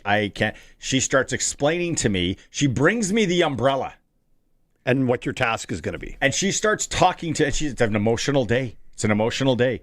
She starts telling me about the umbrella. And I said, I got it. No, Sean told me the umbrella. I get it. Yeah, thank you. Yep. And I'm trying to be as nice as I can. She starts crying. Everybody starts looking at me. And I'm like, what have you done? Oh my, this is so You've ruined the mother. This is so uncomfortable right now. I'd like, if there was a ripcord, I'm pulling it and just getting out of here. And then I set the umbrella down. Oh no. And it breaks the arm off the religious statue and it hits the floor into all these pieces. And now everybody's staring at me. I felt like Larry David. It's an episode of Curb Your Enthusiasm. You're like Costanza with the half-eaten donut. I'm like, I'm going to tell this story forever. And this whole house of Chinese wedding people. I'm just looking at this wedding to be ruined. At me. And I'm like, oh boy, I need a drink. Pig's feet or chicken feet came out. And I'm like, are you serious? So Kim and Kelowna's story. So you thought it was a good idea to break the umbrella and the religious icon in the front yard? No, it was in the living room, man. We were in a big house. It was, Nicely done. Way to go. Are they still married? Yes. Yeah. So you weren't the cause of the calamity? No, I did everything else on point. And man, when they rolled out, they eat late. Then we were at downtown Calgary. There's like 500 people at this wedding. It's nuts. Waiting for food. He's like, yeah, we're not going to be eating for a while. Like, people will show up late. Like, people will show up at 9 o'clock. And I'm like, it's 6. Supper's at 7. He's like, yeah, we're not eating until like 9. And I'm like, here we go again. My stomach's sucking up to my spine. I've been drinking now. And then you're trying to find some kid to run to. All of a sudden, this guy rolls out. All of a sudden, this guy rolls out. We're at the head table. Like 500 people, man. It's this huge room. Guy rolls out a TV. And they just start belting out karaoke. 6:15 p.m. It was so entertaining, but I was starving. And then it was the best experience, one of the best experiences of my life. Being the best man in this Chinese wedding. It was awesome. Sounds awesome. I'm glad I got to share that story. That's a great story. Kyle from Coder. Hey, been there. On the Prairie Land Rentals text line. Where is that? Just north of Gravelburg. Nice little bar.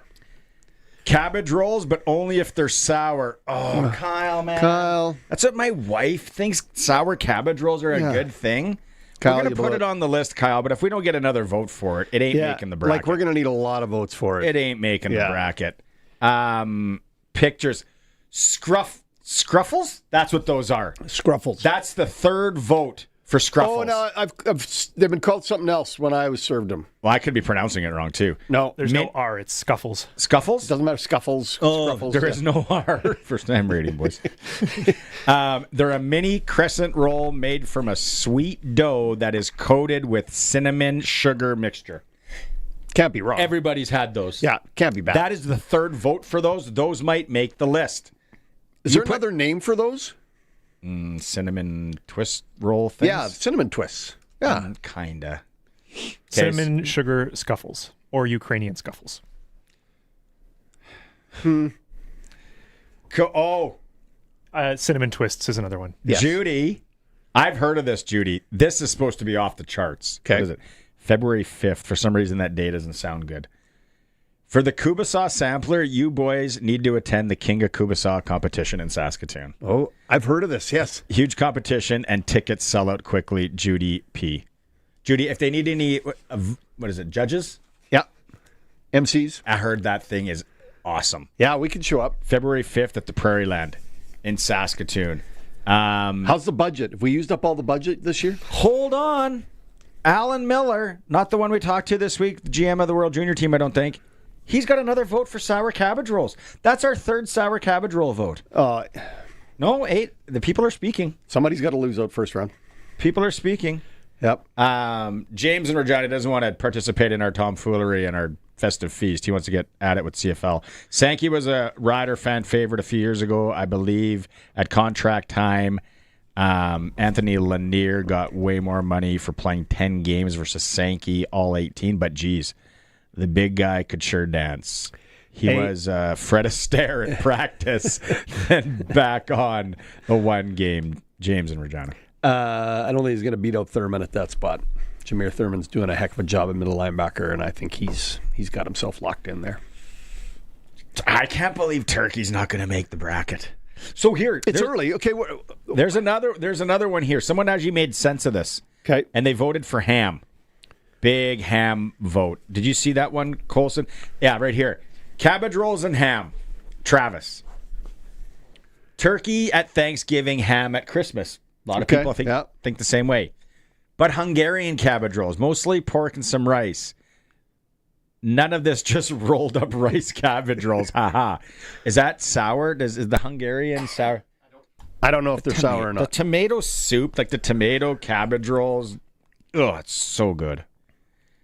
Another sour cabbage. Tyler in Melville. What? So hold the phones here. We are in the minority.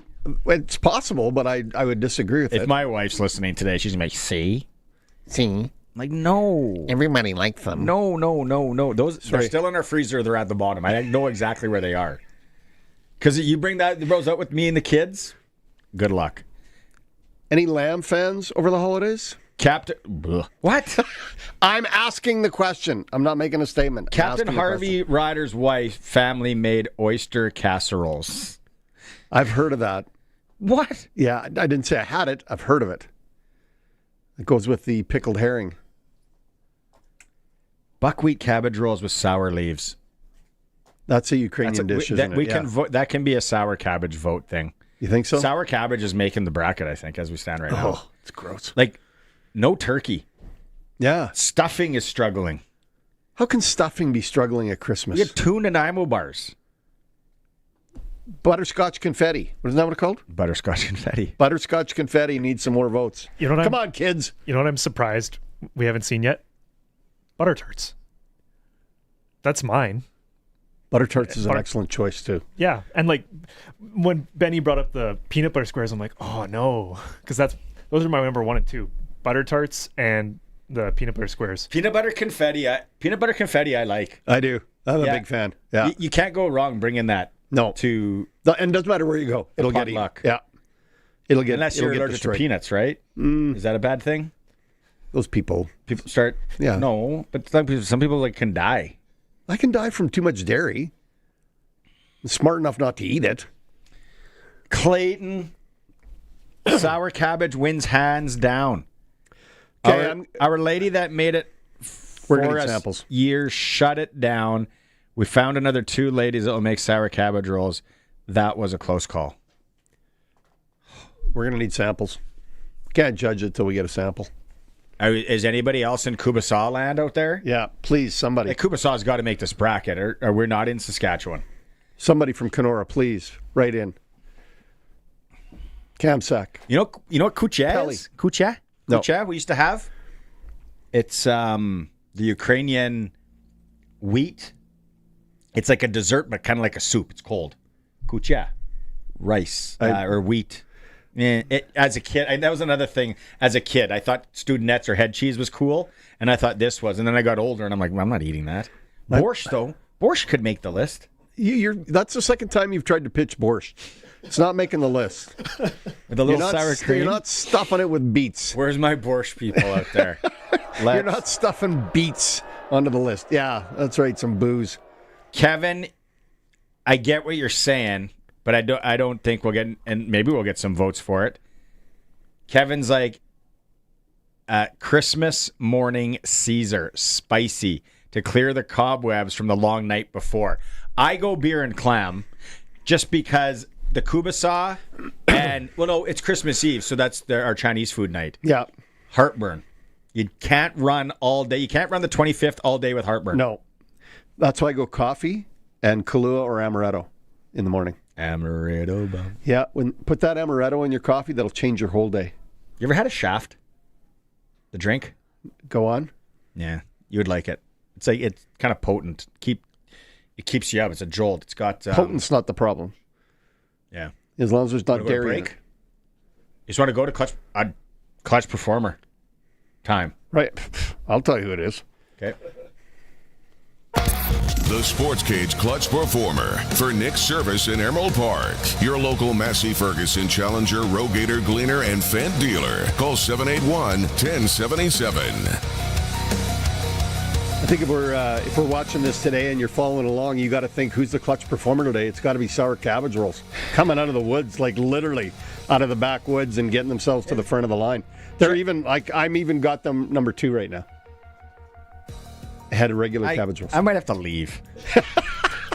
You might have to take the rest of the show, man. All right, it's pre-taped. Watch it again. Jeff on the YouTube chat saying sour cabbage as well. I can never take him serious, so he might just be. Is somebody sending some sour cabbage rolls for us to sample? Because we're going to need a sample to appear. No. Okay, no. It's confetti thing. Peanut butter confetti or whatever before that. Butterscotch confetti. Butterscotch confetti. Okay, Clutch Performer. I'm going to go weekly, kind of do it here. Going to Hockey Regina last night. U13B. The Buffaloes doubled up the U13 Blues. U13B Blues 4-2. I can't read that last name. Sorry, bud. Cade Dolezaj? Could be. Maybe. Sam Howard had a goal. Talon Bodnarchuk in net, the win. Buffalo side, Sullivan Lorenz, 2 goals. Kellen Lebrecht had a goal. Evan Grodinski had a goal. And in net, Irish kid, Xander Evans. So there we go. 4-2. Buffaloes over the Blues. U13B Way to go, battle Buffaloes. Last night. That's fun. Clutch Performers for Nick's Service in Emerald Park. Your local Massey Ferguson Challenger, Rogator, Gleaner, and Fendt dealer. Arash? Okay, let's go to break. All right. And then Arash is out of the traffic and all of that. I want to see Arash's face. I know, I'm looking forward to tell him the front runner right now. It's a cage. We'll be right back. What's going on in the markets? When is the right time to invest?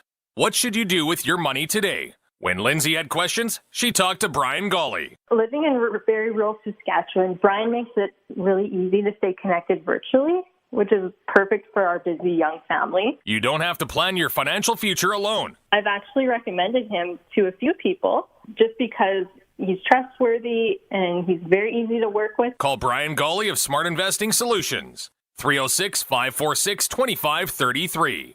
More power, more output, more comfort. The Fendt Ideal Combine is ready to roll on your farm. The most innovative and modern combine on the market, the Fendt Ideal Combine has exceptional efficiency backed by the industry's best warranty. An unbelievably comfortable cab. The Fendt Ideal Combine is ahead of the game and the best in the game. The Fendt Ideal Combine is ready to roll on your farm. See for yourself at Nick's Service in Emerald Park. nicksservice.com. That last-minute holiday gift exchange is coming up. And while you could hand out a card from a human fund, a Western Pizza gift card is actually real and way better. Give the gift of juicy pizza, real cheese, piles of toppings, and all your Greek favorites. So get ready for the feats of strength this season and win Christmas with a Western Pizza gift card. Western Pizza gift cards, saving holiday gift exchanges since 1976. Sask Lotteries has over 50 years of winning behind us. And you know what that means? Lots of winning numbers. Numbers like over 1,200 organizations funded and 12,000 plus groups supported. $6 million given away annually in community grants. And the winningest number of all? $1.4 billion given back to the people of Saskatchewan through sport, culture, and recreation. And we're just getting started. Learn more at sasklotteries.ca. It's time to go coast to coast with Arash Madani for Smart Investing Solutions. Be smart with your money. Call Brian Golly at Smart Investing Solutions, 546-2533.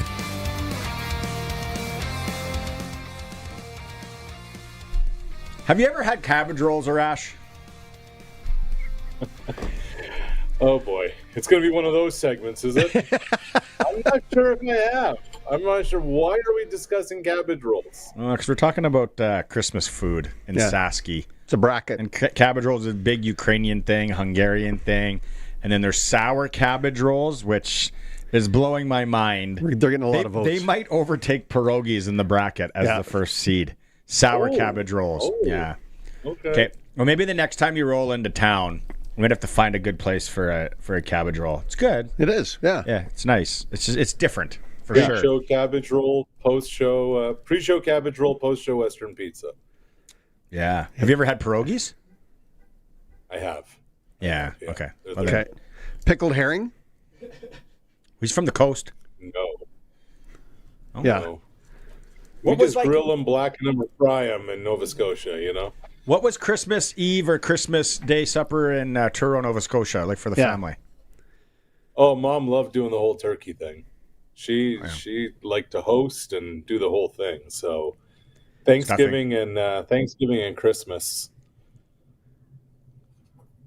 Stuffing. Just standard turkey though. Like, did you get any special dishes? What was the dessert like? God, I don't even remember, Sharky. I remember there was always a fight, though, because, I mean, this is how old I am. We wanted to watch basketball on Christmas Day. Now nobody talks about basketball because the NFL has just stolen December 25th off the calendar, just like they've stolen everything else. Yeah. So Mom would always say, look, because she wanted to have the neighbors or friends over, whatever. So it was like, okay, you got to give me dinner. You got to give me an hour and a half. And then later on, like when I was in university and after that, put the phones away, no phones allowed, and then you can go watch your basketball after that. That's okay. Mom, laying down the law. Mom's not strict, but she was strict about Christmas and Thanksgiving. Hey, I don't ask for much. I want to stay. Yeah. I get it. That's all she wants. Nice. Yeah, fair. It's I was intrigued. I was intrigued. A 2-year deal for Bo Levi Mitchell, not one, but two. Smart on both parties' parts. Yeah, and I know, Barney, that we've talked about this. It's still a 1-year deal. It really is. Now, if Bo wants to come back in 2027, the paperwork is there. The reality is, if Bo wants to keep playing, as long as he's continued to play at a high level like he has for the last year and a half, the deal is there. There's no need for a song and dance at the end of the season. I think the only thing that this second year does is that it allows the Tiger Cats now to start their financial planning when it comes to from a salary cap standpoint. We know what our most expensive player is going to be paid. We know how much we have to work with, et cetera, et cetera. I wasn't sure if Bo was going to come back. but I actually think at a seniorer age, because of the way he's taking care of his body better, his nutrition, strength and conditioning, all that stuff, I just think that he's feeling really good right now. And I think that's a big reason for why he decided to come back. I also think he's got a great receiving staff with him. Like, he's got guys, he's got gamers, and so he can put up numbers, and he's playing at a high level because guys are catching the ball for him. I should know, Sharky, when the last time the Tiger Cats had 3 1,000-yard receivers, but I don't. But it's rare to have that in any offense, in any league. Look, I still think Kenny Lawler's the best receiver in the league. You have somebody like that, he just changes the entire offense. You have your home run hitter. You have somebody that you can rely upon, and it also opens up the field for you.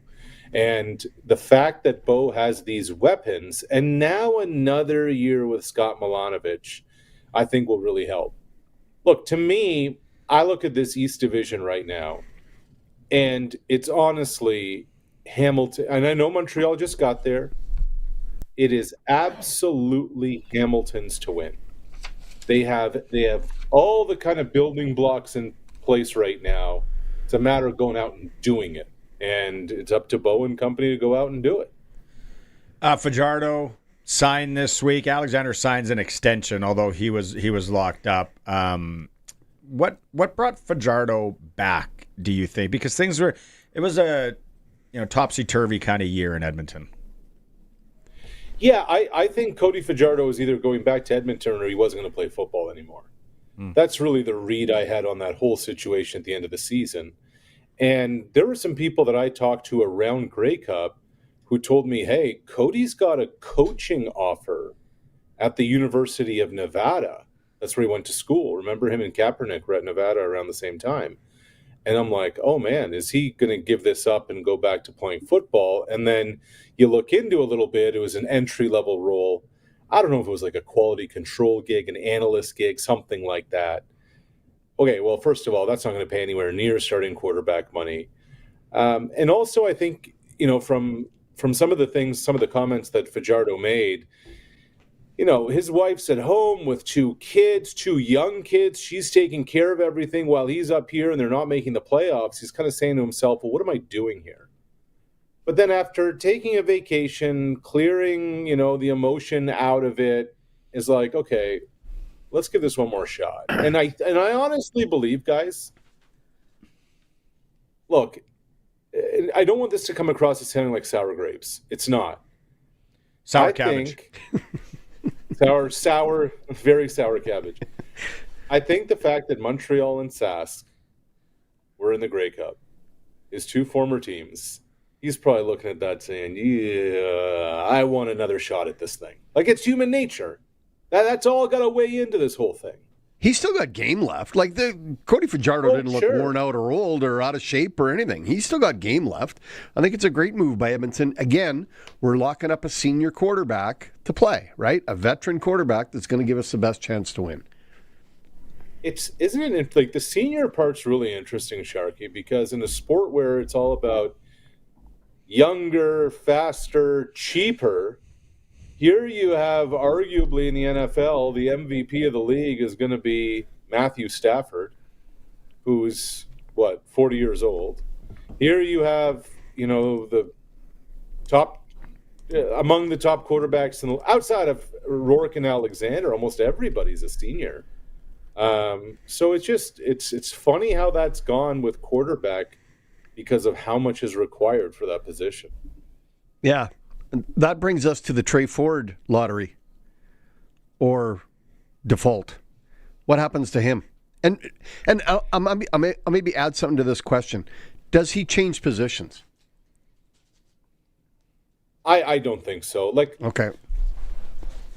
So let's look at and I know there are 2 different leagues, okay? But let's think about this for a minute. A lot of this to me is too much too fast. Trey Ford went from the University of Waterloo to starting quarterback in professional football in 18 months. Now, I look at some of the quarterbacks south of the border right now who are balling. Sam Darnold in Seattle. Disastrous first few years with the Jets. Baker Mayfield had a really good start to this season. Disastrous beginning of his career in Cleveland and then Carolina.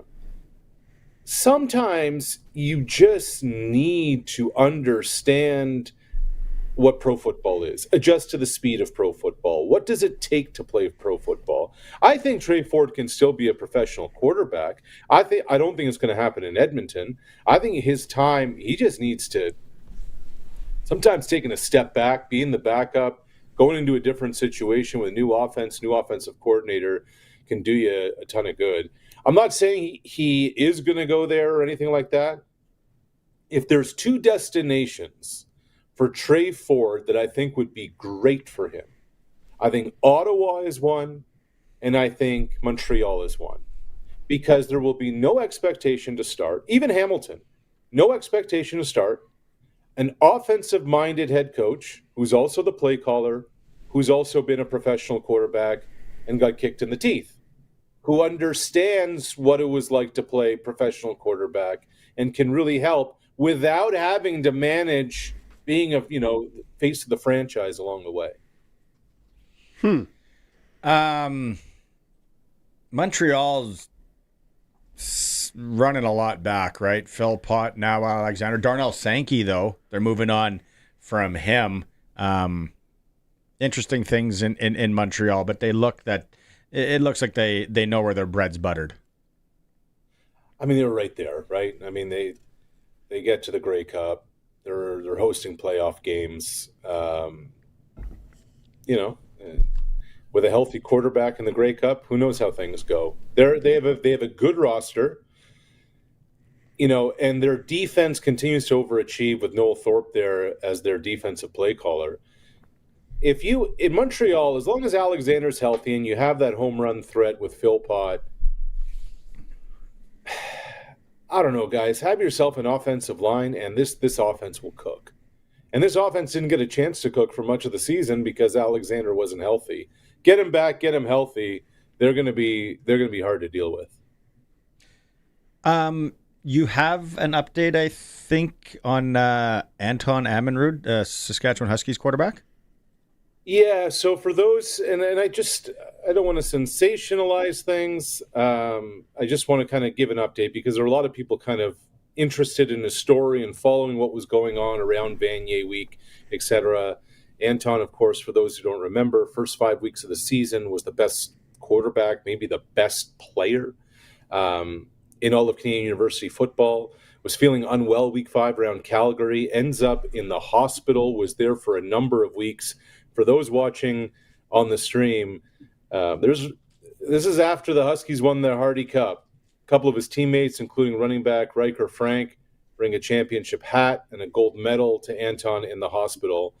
Anton is out of the hospital. He was in there for a while, for about a month. He's doing outpatient chemo right now. He actually came to the football team's celebration. They had it at a men's hockey game over at the U of S, and he made it to the team banquet. He got the coach's award and got a standing ovation from his teammates, from the staff, etc. He's got a long road to go still. He's lost a lot of weight, but at least he's out of the hospital, and like that, the whole university community is kind of rallying around him. So it's great to see, but it's a heck of a fight that still awaits the young man. That's awesome. It's good to hear. It is. It's a great story. I hope he continues to recover and everything goes good for him. Yeah. Sharky and I talked about this in hour 1. It has to happen now. It's like when Mike Tyson said he was going to come and box again, and even though it was an exhibition with Jake Paul, like now Phillip Rivers has to play. Like, get him in. You have to get him in a game. Maybe it's not against Seattle. Maybe that's not a smart move. We got to see him play. I think we will on Sunday, guys. Oh. I think that Phillip Rivers, 5 years removed from playing his last professional football game, taking his last hit, is going to start against that Seattle defense this week. Now, I think he's going to run out onto the field, and I mean this with all sincerity. I hope he doesn't get carted off the field. This is crazy. This is nuts. The man's a grandfather. He's going to start a professional football game for the first time in 5 years. Oh man. Did I tell you on Tuesday the research that I did? He's 44. Oh, no. I don't think the age is the big thing, right? Tom Brady played late. Brett Favre played late. We've seen some guys in the CFL play a bit late. It's not the age thing. It's the 5 years off. It's the 5 years thing. You know who's only 45 years old? He's 44, and he's a young 45. Michael Vick. Who's 43? Ryan Fitzpatrick, who seems to always be playing. And you know who's only 45 years old, and you can tell he still wants to play? Tony Romo. Thomas Edward Patrick Brady. Tony Romo. Yeah, Romo. No, Tony Romo. You know, like you start thinking about Tony guys and that... Tom, Tony and Tom are just neck and neck of who's gotten the most plastic surgery on their face. Yeah. It is. It's scary looking. Yamahama, it's Fright Night. Here's the other thing. My Patriots are the dog at home, and they're leading. No respect. Yeah, I don't know if it's no respect, Barney. I think it's a couple things. I think one is delusion, and two, it's a reputation spread. It's a reputation of, hey, Buffalo's been this good for this long. It's a reputation of, well, it's Josh Allen. But it's Josh Allen versus the world. Like, if you watch that Cincinnati game, the Bills had no business being the Bengals. No. It's the quarterback with no weapons. He's got guys. They're not any good to throw to. I mean, his most important target might be a tight end who can't stay healthy. I mean, Dalton Kincaid has been down as much as he's been up this season. And their defense is terrible. I for the life of me, I don't understand how New England is the dog here, and your boy Stephon Diggs is going to have something in store on Sunday for his old team. At some point, that whole cowboy running around thing, Wyoming, let's go, that's going to wear out. You can't. And I think the defense, playing a good defense this weekend, but yeah, I think it's a respect thing. I'm hurt. I'm going back to the... yeah, forget you and your Patriots and all that crap you're talking about all the time, garbage. Go Pats. I looked at the Indianapolis Colts depth chart. Tell me who's the starting quarterback. I'm telling you, it's going to be Phillip Rivers. It's right now, they only got one quarterback listed. It's some kid named Riley Leonard. He's not even a household name in his own house. He's right? And who knows what's happened to Anthony Richardson? First round pick a couple of years ago. He's not on the depth chart. Where did he? No, he's hurt. Yeah. Yeah, no. And they don't like him. He's hurt. Yeah. And they don't like him. Right. Okay, quickly, last one here. I was 0 for 9. Finally got off the snide last night with some Sprinkletown stuff. 2 hockey games. 5 double-digit spreads in the NFL this week. That's crazy, man. Who is the underdog that has the best chance to outright win as a 10-plus dog?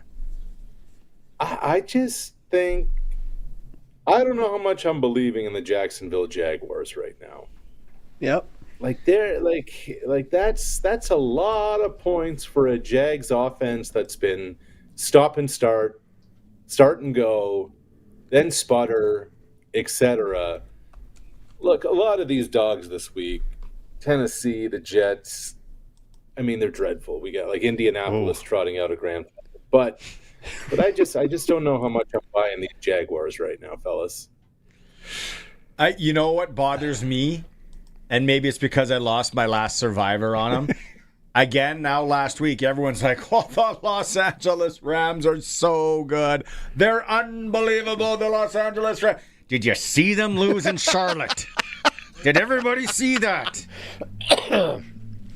You get clunkers along the way. The line that's juiciest for me are those same Carolina Panthers go into the Superdome, fast track indoors, weather not a factor, the 2.5 point spread. I just think that Carolina can do some work against the Saints this week. Okay, I like that. Yep. Along with my Patriots game, the intriguing one is the Monday Nighter, man. What do we got Monday night? Miami, Pittsburgh. With Miami out of nowhere, here they come. Weirdo head coach in his tight sweatpants, no socks, glasses, against. And they're back in the mix. Against get rid of Tomlinville. It's an intriguing game. There's just one issue. There's two issues there. The biggest one is Miami is not very good, despite their 4 or 5 they're terrible. Streak. And they just don't play well in the cold. Like, they are not a cold weather team. No, they're not. Tua is not a cold weather quarterback. Yeah. Mid-December, outdoors in Pittsburgh. Like, that was a huge win the Steelers had on Sunday against Baltimore. So I can't buy the Dolphins, period, let alone in the cold. Okay. We're putting you down for turkey. Vote for turkey on the festive feast bracket. That'd be the one thing you'd have to have for Christmas, right? Turkey. Yeah. Stuffing? Yeah, that's the one. What's Stuffing, the dessert? Mom's homemade stuffing is the best. What's the dessert? Here. Man, I'm still, I'm old school. I'm still an apple pie and ice cream kind of guy, Sharky, Okay. All right. Nothing wrong with that. No. Stay true to what's working. The butterscotch confetti Although is these where. days, there you go. Yeah. These days, just an extra bottle of red wine can be the dessert. Yeah. I like the way Not you're a thinking. glass. You know what? I like the way you're thinking. You know what I drank on the show last Friday, and they're coming back in tomorrow. Our friends from Last Mountain Distillery. I had an old fashioned with a cherry and a little cherry juice on the rocks. Eric Francis segment was on. I was like, look what he's like. Welcome to adulthood. You're drinking a real drink with ice. I ended up having 3. They're delicious. Before the Pats game, Regina Pats. Yeah. And then Delicious. I was feeling good. Oh, yeah. Old fashions. I might be old fashioned guy now. Had a smoky one in Saskatoon Monday night. Fantastic. All right. Yep. Okay. Let's get drinking. See ya, Arash. Yeah, boys. Coast to coast with Arash Madani is for Brian Golly, Smart Investing Solutions. Be smart with your money. Call Brian Golly. Okay, we got to get some of these. Look at. Now I think people are just jerking us around here. Crofty sent in sour cabbage rolls too from his mom. No, Yeah. Sharky, your mom's got to call in. No, or text us no. herself. Yeah. His mom's in Texas, so that's not happening. We're gonna get to more of the food, and some interesting ones coming down the pike here. Sportscage on Thursdays for Access Communications. We'll be right back.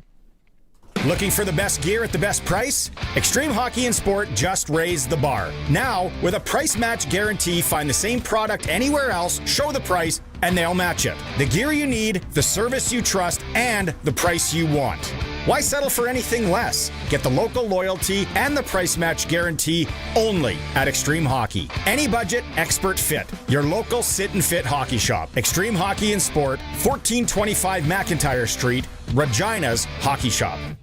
You've worked hard for years, but when you retire, do you know your options that truly fit you and your family? That's where Chad Reach, Senior Wealth Advisor, and the team at GP Financial Services and Aviso Wealth come in. They help you understand your choices, avoid costly mistakes, and build a retirement plan. Independent advice, local expertise. Before you make the next move, talk to Chad Reach, 306-584-2755. Mutual funds and other securities are offered through Aviso Wealth, a division of Aviso Financial Inc. It's time to unwrap great savings during the Access Communications Boxing Week sale. For a limited time, Access is offering all new and existing customers 1 month free with any new service of Access Internet, TV, phone, or security. Plus, choose your gift of either a $50 credit or free Fire TV stick. The Access Communications Boxing Week sale is on now. Visit myaccess.ca today. Back to Sportscage. Text 306-936-6262. 620 CKRM. Sharky's in today. It's for Flooring Superstore on Park Street. Cash and carry prices that are tough to beat, or if you want them to do the job, Trent Dickin and his team. Get them to do it. They're 20 years in business. Prairie Land Rentals text line is buzzing. Here we go. We're getting our bracket together. So some of you are just tuning in. And I get it. It's okay. You're sending me basically your full Christmas Eve or Christmas Day meal. I love it. You're making us hungry. We need to know what is the one thing. If you only could have one. And I'm not going to lie. Front runner right now is pierogies. Yeah. It's very Sasky. Perfect. Second, sour cabbage rolls. Not cabbage rolls. Yeah, Cabbage rolls are going to fall in somewhere. I'm not going to lie to you. I'm shocked by that one. I'm shocked. Jeff for my tuna. Cabbage rolls for sure, but pierogies a close second. So that's not sour cabbage? That's cabbage rolls. Yeah. Daryl, pickled pig's feet. Daryl? Possibly even for dessert. Yeah. You're sick. Hang up the phone. Sour cabbage rolls all day with potato strudel, close second. Potato strudel, what's... I don't know. I'm going to need a reference. I got no How potato about strudel. Christmas morning, the hash brown casserole with the mushroom soup and the baked cheese on top? That's stellar. Yeah. That's stellar. But no, sour cabbage rolls again. They're the second seed right now. We have got a few turkeys in. We have got some stuffing now. But front run, and Kuba Saw might not make the 8. I can't believe it. We're shocked. Like, as if you guys don't love sausage. Some of you, that's the only thing you want to eat. Homemade, bought-in, doesn't matter. Want to hear it. Brett's going deep here. He's saying sour cabbage is so much softer and enjoyable to eat. Okay. Come on. Sour cabbage can't win. Hot take, Perry. He's given us the full thing. Ham, sausage, pierogies. We need one, Perry. You got to text back. And butter tarts for dessert. There's butter tarts. Butter tarts making a late move. Late move. Here's a quick butter tarts or pecan pie. If you had to choose one. Pecan pie. Little ice cream. Hot chocolate on it. Oh. What? I was in New Orleans. Hot chocolate pecan pie. No deal. Wow. It's a game changer. Ice cream. 936. Game changer. 6262. What is the one must? Colson's compiling there. Everybody that's in, you get a chance to win one of these hats if you're watching the stream. Sportscage SJHL hats. We're giving one away because we had the SJHL report earlier for Chad Reach, Senior Advisor of Visa Wealth and GP Financial Services. The Matty Schwartz Memorial Tournament is underway in Notre Dame, in Milestone, in Avonlea. Yep. Big tournament. They expanded it this year. U15 division as well. We're going to chat to Mary Beth, in hour 3. She was Div 1 player, University of Toronto Athletics Director, now International Hockey Programs Director for Notre Dame. And they're really going out and pushing the Notre Dame thing. Talked to Wade Klippenstein a bit yesterday, just on China, Japan, female hockey. Nice. Big in those areas. As for the tournament, it's ongoing. The Regina Rebels dropped their first game 3-1 to Swift Current. I don't know about that scheduling. You get this big tournament and everything. Did they draw it out of a hat? You play Swift Current? Hey, guess who you guys are playing first? Swift Current. You're going to meet halfway. Edmonton is 1-0. Westman out of Winnipeg, they're 0-1. St. Albert's 1-0. The Calgary Fire are 1-0. Notre Dame lost their first game. So, yeah, there's a lot of academy schools, like over 50 scouts in attendance. So that's going on down there. Can we get the sprinkle of the day, Colson? All right. Sprinkle of the day is for Sports Select. You can just make your picks online now. You generate a QR code. Lock in your bet at your local Lotto Spot retailer. It's very easy if you do it on your phone. So I got it. It's been a rough ride. It has. I was 0 for 9. Really? NFL. My last 9 bets. That happens. That's why you play. That's why you play responsibly. That's right. And for entertainment purposes. But if you're looking to get your feet under you, you're trying to get a win, take the Seahawks over the Colts this week. So last night I parlayed the Chicago Blackhawks on the pro line. So they had to win outright against the New York Rangers. And 3-0. Nice. Let's go. And then, but I parlayed it, which had me worried. Had me sweating at times. I took the over in the Detroit-Calgary game. What was the... 6. What was the final?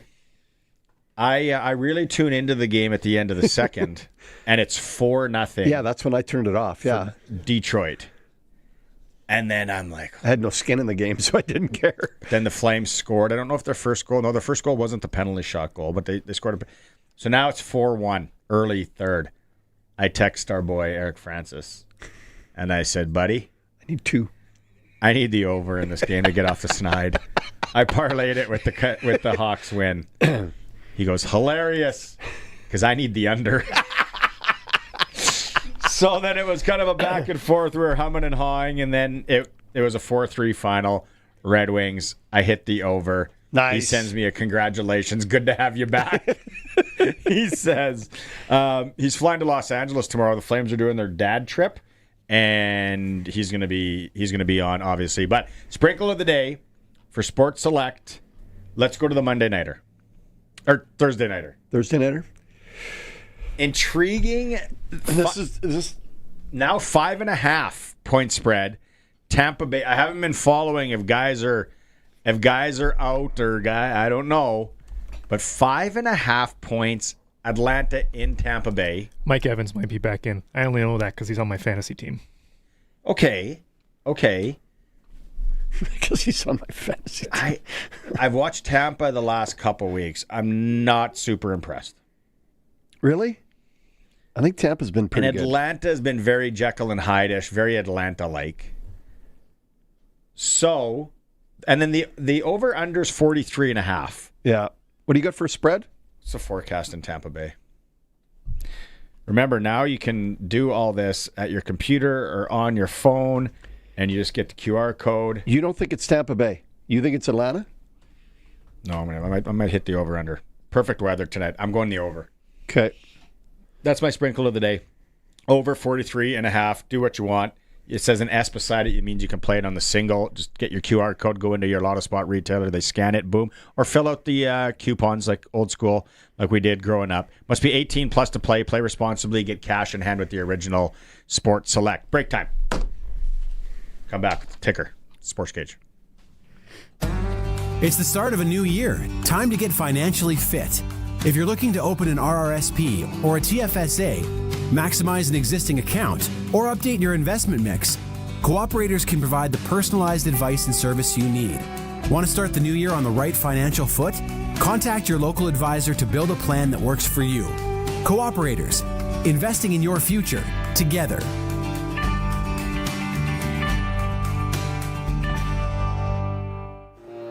It's time to unwrap great savings during the Access Communications Boxing Week sale. For a limited time, Access is offering all new and existing customers 1 month free with any new service of Access Internet, TV, phone, or security. Plus, choose your gift of either a $50 credit or free Fire TV stick. The Access Communications Boxing Week sale is on now. Visit myaccess.ca today. It's time for the Sports Ticker, brought to you by Extreme Hockey and Sport, Regina's locally owned one-stop hockey shop. Now with a price match guarantee. 1425 McIntyre Street. 3 Down Nation reporting the CFL concluded their investigation into the Toronto Argonauts for allegedly violating the league's tampering policy. Results remain unclear. The league investigated an allegation of tampering against the Toronto Argonauts. The matter is now closed, a CFL representative wrote in a statement to 3 Down Nation. As per CFL policy, the league does not announce discipline involving teams or staff. Interesting. Bo Levi Mitchell, 2-year deal in Hamilton. He's back on the outs in Montreal. Darnell Sankey, they are letting him go to free agency. National Football League tonight, we just talked about it, Atlanta, Tampa Bay. Prairie Junior Hockey League, Regina Silver Foxes, NOD hosting the Regina Capitals. National Hockey League Canadian teams, Leafs hosting San Jose, Montreal's in Pittsburgh, Ottawa travels to Columbus. The Jets are home to Boston. Oilers welcome Detroit and Vancouver. And Buffalo play at 9 p.m. If you're watching that game, I feel sorry for you. Right now at Extreme Hockey and Sport, 12 Days of Christmas starts tomorrow. Talk about deals. Sticks, mystery minis. Around the board, you got a hockey player or a sports enthusiast in your life. Monday Nooner hats, team hats, it's all at Extreme Hockey and Sport. Now you can do all the shopping online as well. Very good. They are local. They support local, and they're home of the price match guarantee, Extreme Hockey and Sport. Hour 3, Glen Suitor is coming up. What do you think Glen's thing is? On which? Food. Must have it. Oh, Christmas. he's a turkey guy. I can see him being all turkey. We're going to find out after 5. All right. It's the Sports Cage. We are 620 CKRM Regina, a Harvard media station. It's 5 o'clock. Good evening. I'm Corey Atkinson from the SaskToday.ca newsroom with your 620 CKRM News for Echo Sound in Fort Qu'Appelle. Stay connected with a new cell phone from Echo Sound. Call 306-332-6711. Premier Scott Moe has made some big changes to his cabinet. He says the shakeup will give newer caucus members more experience while allowing them to bring fresh perspectives. The decisions today are about building capacity across the government, allowing as many as possible to spend some time in the cabinet room to serve competently on behalf of the people of Saskatchewan. Newcomers Mike Uyghur, Chris Beaudry, Darlene Rowden, Kim Gartner, and Sean Wilson are also now in cabinet. Travis Keisig, Daryl Harrison, and Colleen Young are no longer part of the government cabinet. They were replaced as part of today's cabinet shuffle, with those details on sasktoday.ca. Premier Scott Moe says the changes have a lot to do with distributing the responsibilities more evenly. 8 ministers keep their current roles, including Finance Minister Jim Ryder and Health Minister Jeremy Cockrill. There's been a change at the Ministry of Agriculture as part of today's cabinet shuffle. Harrison is out as Agriculture Minister, and David Merritt steps back in. Merritt's first priority is to address tariffs on canola products and yellow peas imposed by China and India. We have to work with the federal government and trying to get those things changed. Obviously, the tariffs are having an impact on it, and I think the Premier's visit to China was a very huge, a massive step for this country, and engaging Canada and China and having those discussions again. So we'll continue to build on that. Merritt previously served as Ag Minister from 2018 until November of last year. Saskatchewan's Ministry of Highways is warning drivers about the dangers of passing snowplows, as senior communications consultant Dan Palmer says motorists must stay back and give the machines room to work. He says snowplows create snow zones, which are mini blizzards that make it hard to see. Drivers should never pass on the right and may only pass on the left when safe. Collisions rose to 12 in 2024, but none have happened so far this winter, thanks to safer driving. Another court appearance has been made by a man arrested in connection with the death of a 51-year-old man whose body was found in the city on October 7th. 51-year-old Henry Chartrand was in Yorkton Provincial Court today, charged with second-degree murder, and he was remanded in custody to January 7th. A new study says there has been a significant increase in the number of females going on medications to treat ADHD in Ontario. Dr. Daniel Myron is the first author of the study published today. He says the biggest change over the study period of 2015 to 2023 was in adult females, with an increase of 421% in ages 25 to 44. Their growth is so quick that in 2023 there are more females aged 25 to 44 who've used a stimulant in the past year than males. Historically, the diagnostic criteria for ADHD focused on hyperactivity, which is more common among males. That was your 620 CKRM News. Read more stories from around your community and around the province at sasktoday.ca and 620ckrm.com. Your weather is next. This holiday season, in the red corner, weighing in at jolly and unstoppable, it's Santa Claus. Santa's laying the smackdown on slow internet and bad cell coverage. Because at Echo Sound, your SaskTel authorized dealer, the deals are off the ropes. Get the latest cell phone, SaskTel MaxStream, and lightning fast internet that'll make your holidays legendary. So tag in the pros at Echo Sound, your SaskTel authorized dealer in Fort Qu'Appelle. EchoSound.ca. Brought to you by Line X Regina, Serious Protection Killer Lux, 1865 McCarra Street. Matt's Furniture. Visit mattsfurniture.ca. Pretty good discharge of Arctic air rolling into the area, and drier air will move in eventually. So once we get into early tomorrow morning, most of the clouds should thin out with high pressure controlling the pattern into Saturday. Minor weather maker coming into play on Sunday. Any flurries and then mostly cloudy and breezy tonight. We're down to minus 26. Wind chill could be as low as minus 40. There's a 30% chance of snowfall. Northwest winds at 20 to 35. Mostly sunny and cold with areas of blowing snow tomorrow. A high of minus 22. Chance of precipitation 0. West and northwest winds 15 to 30 diminish. Clear minus 31 Friday night. Wind chill at minus 42. Mostly sunny, minus 22 on Saturday. Big warm-up coming for the second half of the weekend. Sunday's partly sunny at minus 4. It'll be partly sunny near 0 on Monday. With your 620 CKRM precision weather forecast, this is meteorologist Russ Murley. He's at it again. Matt's sharpening his pencil to save you money at Matt's Furniture. Now till January 7th, it's the Boxing Day sale with Whirlpool and Maytag. Buy any 2 qualifying Whirlpool or Maytag kitchen appliances and save $150. Buy 3 or more qualifying Whirlpool or Maytag kitchen appliances and save $300. And buy any qualifying washer and dryer and save $150. See in store for details and list of qualifying models. The Boxing Day sale is on now at Matt's Furniture in Fort Capel, Kamsack, Melville, and Foam Lake, or online at mattsfurniture.ca. For 40 years, the team from Line-X Regina has been protecting vehicles across Saskatchewan, and we're changing with the times. 3 generations of our family have protected your vehicles. Our business has evolved, and we're not stopping now. The next generation is here. Same family, same commitment, ready for the next generation of truck beds, rocker panels, trailers, bumpers, and running boards in all kinds of colors. Line-X Regina, 1865 McCarra Street, the next generation of protective coatings. Broadcasting from Century Studios in downtown Regina, Harvard Media presents The Sportscage, where Saskatchewan comes to talk local sports. Brought to you by Access Communications, trusted in rural Saskatchewan for internet, TV, and home security. Be part of the show. Call 1-866-767-0620 or text 306-936-6262. The Sportscage. Streaming at sportscage.com, our YouTube channel, and on the radio at 620 CKRM. Continuing on here, Hour 3. If you missed any of it in Hour 1, JC Abbott joined us from 3 Down Nation. We're going to have that coming back up for you the back half of this hour. SJHL report with Benny. That was good. We're still giving away a hat, one of these hats today. Everybody that's texting in, and there have been a lot of you because you're playing along maybe for the hat, but more for the Festive Feast bracket. We're setting it up. Who's going to be in Colson's compiling over there?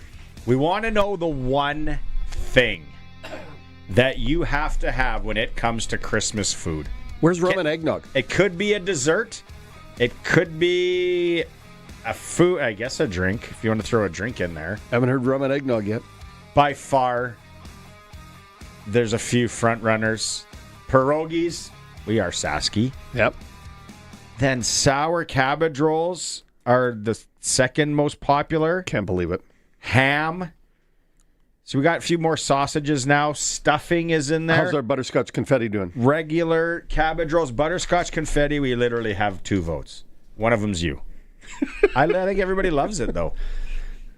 It's the write-in vote. Sour cabbage, Darcy and Melville.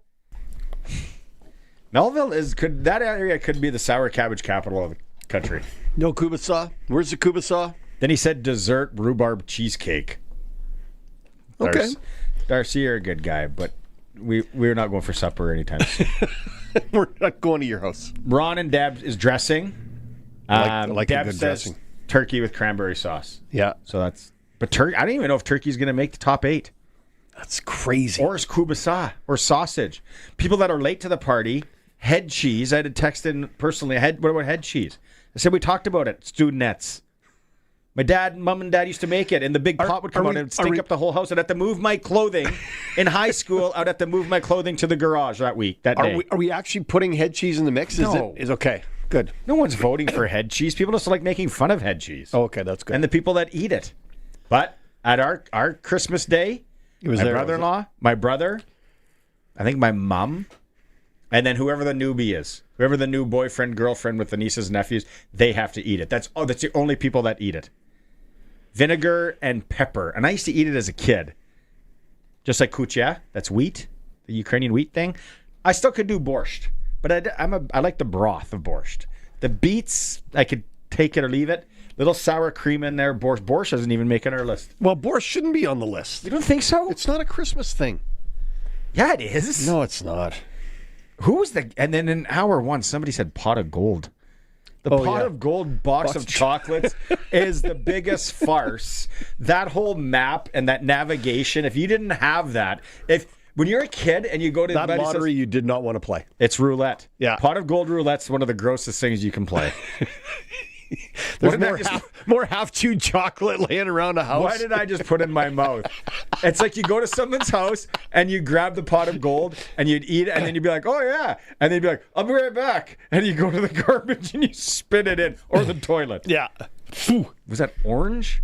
It was creamy? I don't know what the heck I just put in my mouth.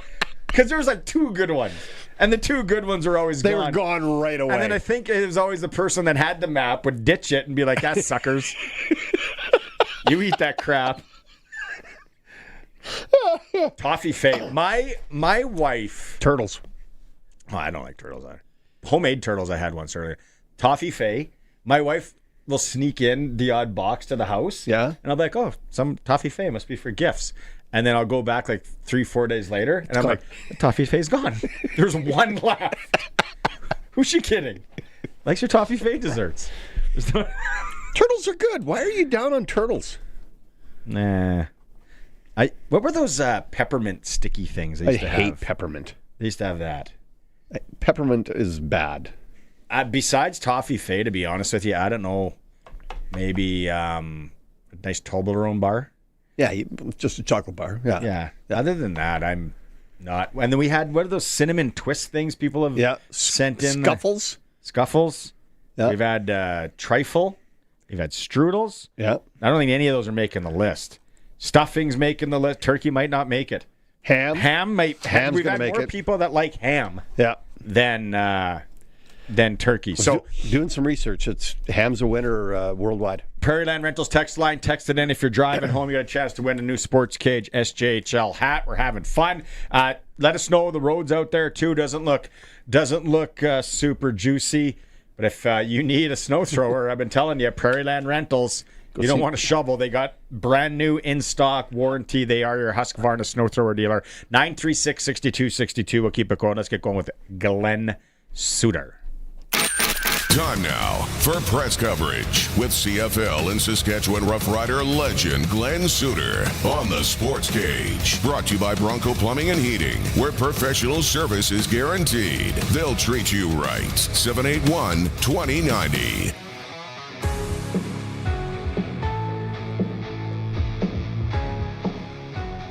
Let's hear it.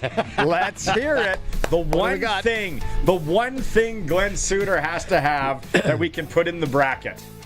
Okay. Well, first of all, I need some guidelines here. Okay. So is it a food that has to happen on Christmas Day or that night, like Christmas night? Or can it be like the Christmas holiday food?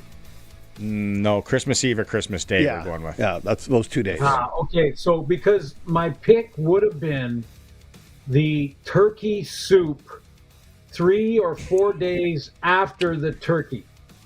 The turkey soup with the baby pasta shells and the homemade turkey soup is my favorite of the Christmas dinners during Christmas holidays. Now, having said your guideline there, that means that I'd have to just, I guess, put it under the turkey category. So one more vote for turkey from me, and I hope that makes the list. Like, come on, that's got to make the list. But turkey's struggling. It's struggling right now. I'm not gonna lie to you. We need ring those phones. Yeah, turkey needs help. Lovers out there. Turkey needs help. 936-6262, or else it's on the outside looking in. We just had someone deviled eggs, minced meat tarts. You must know what that is. No, and I don't want them. Yeah. How are your guts? How's this person's guts the next day? And homemade dark fruit cake. Oh yeah, there's no fruit cake. Mincemeat tarts, deviled eggs, homemade dark fruit cake. Yeah, no one's going to want to be around you. For desserts, I haven't heard gingerbread. Just straight gingerbread. Come on, Christmas gingerbread with a little icing on top of that, and you put it with some ice cream or whatever. I mean, gingerbread. Like the gingerbread man. Are you still not making the gingerbread men on Christmas? You're late to the party with the gingerbread man. He's not making the cut. The kids don't know. He's not making the team. The gingerbread man isn't popular with the new kids. The new kids. Gen X. No. Gen Y. What are you guys? Alpha? Gen Weirdo? Yeah. Gen Weirdo. Yeah, exactly. Gen Wreck the Country? Yeah. Okay. I heard you quickly. I heard you mention pickled herring. Yeah. I use herring for bait. So absolutely no on the pickled herring. Eating bait at Christmas. No eating bait. I heard it's raining like crazy out there. Is that in your neck of the woods? Are you flooding? Yeah, really, really happy that I bought a boat because I may absolutely need it. I swear, like that front lawn that you saw and we've laughed at for quite some time now is underwater. Like, really? What? Yes, there's 3 inches, 4 inches of water on top of that grass. It let up today, so it's starting to seep in now. But I'm telling you, man, I kept looking at the boat saying, hey, we might have to grab the dog and jump in here and just drive down the street. float out to the ocean. Yeah, and a lot of people out in the outskirts of the Lower Mainland area are actually doing that. I mean, there's been some serious flood warnings and evacuations, and the rivers from the U.S. are coming up and overflowing. It's, a lot of water over the last little while. Because I have a buddy that's up skiing in Whistler. He's got a place up there, and they said they go to the top that they're skiing, and then the middle, whatever the middle section is that they call it. Usually they can ski right now there, but it's not even open yet. Wow. So it's kind of a weird year. We're getting some votes now for gingerbread. Apparently. Way to go. Coming Way in. to go. Gingerbread. Suit's got it in the mix. Come on now. Let's go. Oh, long live gingerbread. What do you know? Do you know anything about the CFL closing the investigation on the Toronto Argonauts allegedly tampering possibly with Corey Mace? Yeah, well, I know the rules and what you guys just mentioned and have mentioned about the fact that there was an investigation. We talked about that a couple weeks ago, that they did look into it. I actually text the league. I won't say exactly who I text, but I text the league, never got a response, which told me that they are investigating. You know, that's how you know that it's in process.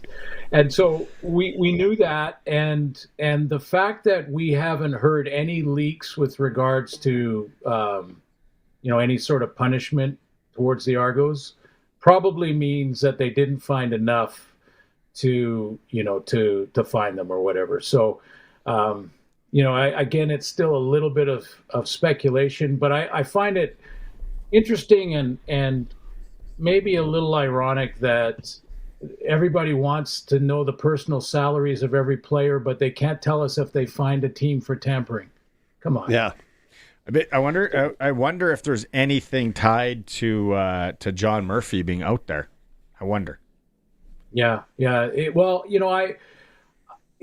Knowing the personalities between John Huffnagel and John Murphy, oil and water, I would think. Yeah, that wasn't going to work, was it? No. I don't think so. No, I don't think so. It's like a pierogi with something else in it besides potatoes. Don't put fruit in your pierogies. Can't do it. Yeah. Bo Levi Mitchell, 2 years, Glenn. That's a good signing by all accounts for both parties. Well, it's good for the league. To have Bo playing the way he's playing, to have Trevor Harris playing the way that he's playing. When you think about Bo, he's basically a kid compared to Trevor. I mean, he's 5 years or 4 years younger than Trevor. So I wouldn't worry about his age. He's finally healthy again. That shoulder and arm issue that he had for a couple of years there, in his last few in Calgary was a nagging injury. And for quarterbacks, like a pitcher, I mean, you have even a little tweak in your elbow or something, and it messes with you psychologically. So, I think he's 100% healthy, and working with Scott Milinovic and having them both, get each other, for lack of a better way to say it, they're the same page is overused because they were on the same page with the playbook early on, but they weren't on the same page with regards to expectation and trying to teach an old dog some new tricks and things like that. They are now. And there's tremendous trust between the two. And that to me, and then, I'll sprinkle this in too, because I had a couple of conversations with Bo when he was working with us at TSN when they were out of the playoffs and he would come. Didn't do it this year. That was Zach Collaros this year, but, the year before it was Bo. And had a couple of conversations, and he was contemplating and whether or not it would be his last year this in 25, and maybe he has examined the world of TV in Canada and said, I can make X amount of money as a starting quarterback in Hamilton, or I can make this much money as an analyst / panel member. It's definitely not Tony Romo money. So yeah, maybe I'll play a couple more years in Hamilton. So it's a good fit, but good for the league that we've got two veterans playing at the top of their game, and in Trevor, in Bo, Zach as well. That's good for the league. It's good for the league to have guys like that playing at that level in that position. Earlier this week as well, Cody Fajardo re-signs at Edmonton. But then if you listen to Ed Hervey, it sounds like Trey Ford is outbound. He is gone. What do you think happens to Trey Ford? What do you think his next move is? Well, he needs to find another team that will give him an opportunity to continue to learn. Again, I have emphasized many times how impressed I am with his athletic ability and just his skill set, his superpowers, his ability to escape. He'll be a great flag football player. I don't know if he makes that roster either, because it's going to be a tough roster to make depending on what Lapo does. But he needs to find a team where he can get back into the understand all that is included in being the leader of a football team. And this is not a shock because I think he's been in the learning phase. It's not like he was a guy who just decided to become a jerk or anything like that in the locker room. He's not that guy, but he still has to learn the time investment, the leadership, that everybody's watching you all the time. Everything you do and say matters. And so you can either use that for good or for evil. And he's got to learn that. So I think getting behind a veteran in one of the clubs, maybe out east, to get a little separation from it. Yeah. Yep.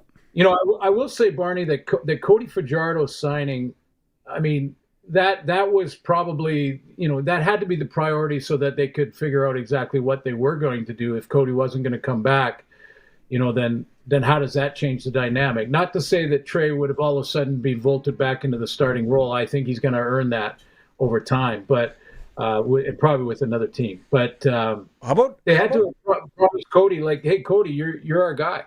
Yeah. How about Trey Ford in Montreal? Yeah, two young guys, or is that crazy? Well, two young guys, but a coach that played the position in the CFL. Yep. In Jason Moss. So that's where that would be the number one tutor. And then, and there's no pressure unless Davis gets hurt. Yeah. If you're Trey Ford with Davis Alexander with a hamstring injury, you're looking at, hey, if, you don't ever want a teammate to get hurt. But if you're looking at, hey, what's my best chance to probably get in a few games and prove that I could be a starter, then maybe Montreal becomes one, or even Toronto, where Chad Kelly, depending on his situation there, right? So it takes the pressure off him becoming a starter immediately, and it also gives him a chance to learn if he's got Jason Moss. I mean, Davis will help him, no question, but Davis is still young himself. You brought up Chad Kelly. Is he going to be able to come back and play? Is he still in Toronto's plans, or have they? Is he able to play football again? Yeah, I think he will. I think Mike Miller has a great relationship with Chad, and all the other stuff aside, the issues he's had off the field, I'm sure he's come to some sort of comfort level with he and Chad discussing that back and forth. That's a personal relationship, but apparently it's a good one, and it predates the Toronto experience. So yeah, I think he, as long as he's healthy, and that's the question I know you're asking, Sharky. I haven't had an update on the injury, but I mean, he's going to be 2 years removed. Yeah. I mean, he's, if he can't go in training camp in day one, then his career is probably over. Okay, and then lastly, I want to ask you, what do you think about Sankey being released in Montreal? Sounds like a ratio thing, and they, some people saw it coming. Like JC Abbott thought it was Made sense.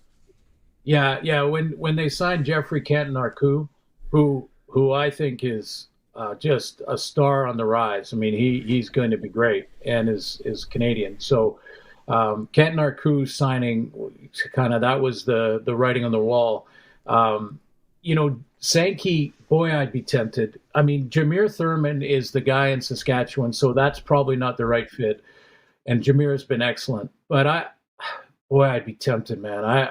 I really like Darnell Sankey. Darnell Sankey is, the Eddie Lowe, the Jameer Thurman, the Wynton McManus in Toronto, who, by the way, is a free agent as well. Is it too tough for you to see where maybe he lands? Is it too early? If you're playing. Yeah, I think it's too early, but I think depending on the team, you probably get a good price. Like how many guys need one is the first one. I'd have to go back and look at the starters on every team. But having said that, because he was released and it's clear that Montreal is going in a different direction. Well, okay, now where does the price start? And even if you have Jameer Thurman, I mean, I don't know. I'm a big fan of a guy who has maybe the strongest voice in the locker room and has been on a team that has been to the Cup in 2 of the last 3 years. I mean, that's a leader on defense you can't overlook. I like Thurman, but I hear what you're saying. Yeah. Yeah, I do too. And I he's the starter and he's earned it, and great leader there. And maybe that's why it's not a great fit for the Riders, and it would be for other teams. But boy, I don't think he'll be a free agent long. Let's put it that way. No, I don't think so. Okay, next week the bracket will be on, and then you're going to have to vote. Yeah. For things. Show up for turkey. We just had a Brussels sprouts and then butter tarts for dessert. Nominations. Pierogies, more pierogies starting to come in. Brussels sprouts. Well, people like their Brussels sprouts. Nobody likes Brussels sprouts. Love the pierogies. Love the pierogies. That what was the other thing you guys had? Cabbage in there? rolls. Some onion? Cabbage rolls. Oh yeah, no. That's a no.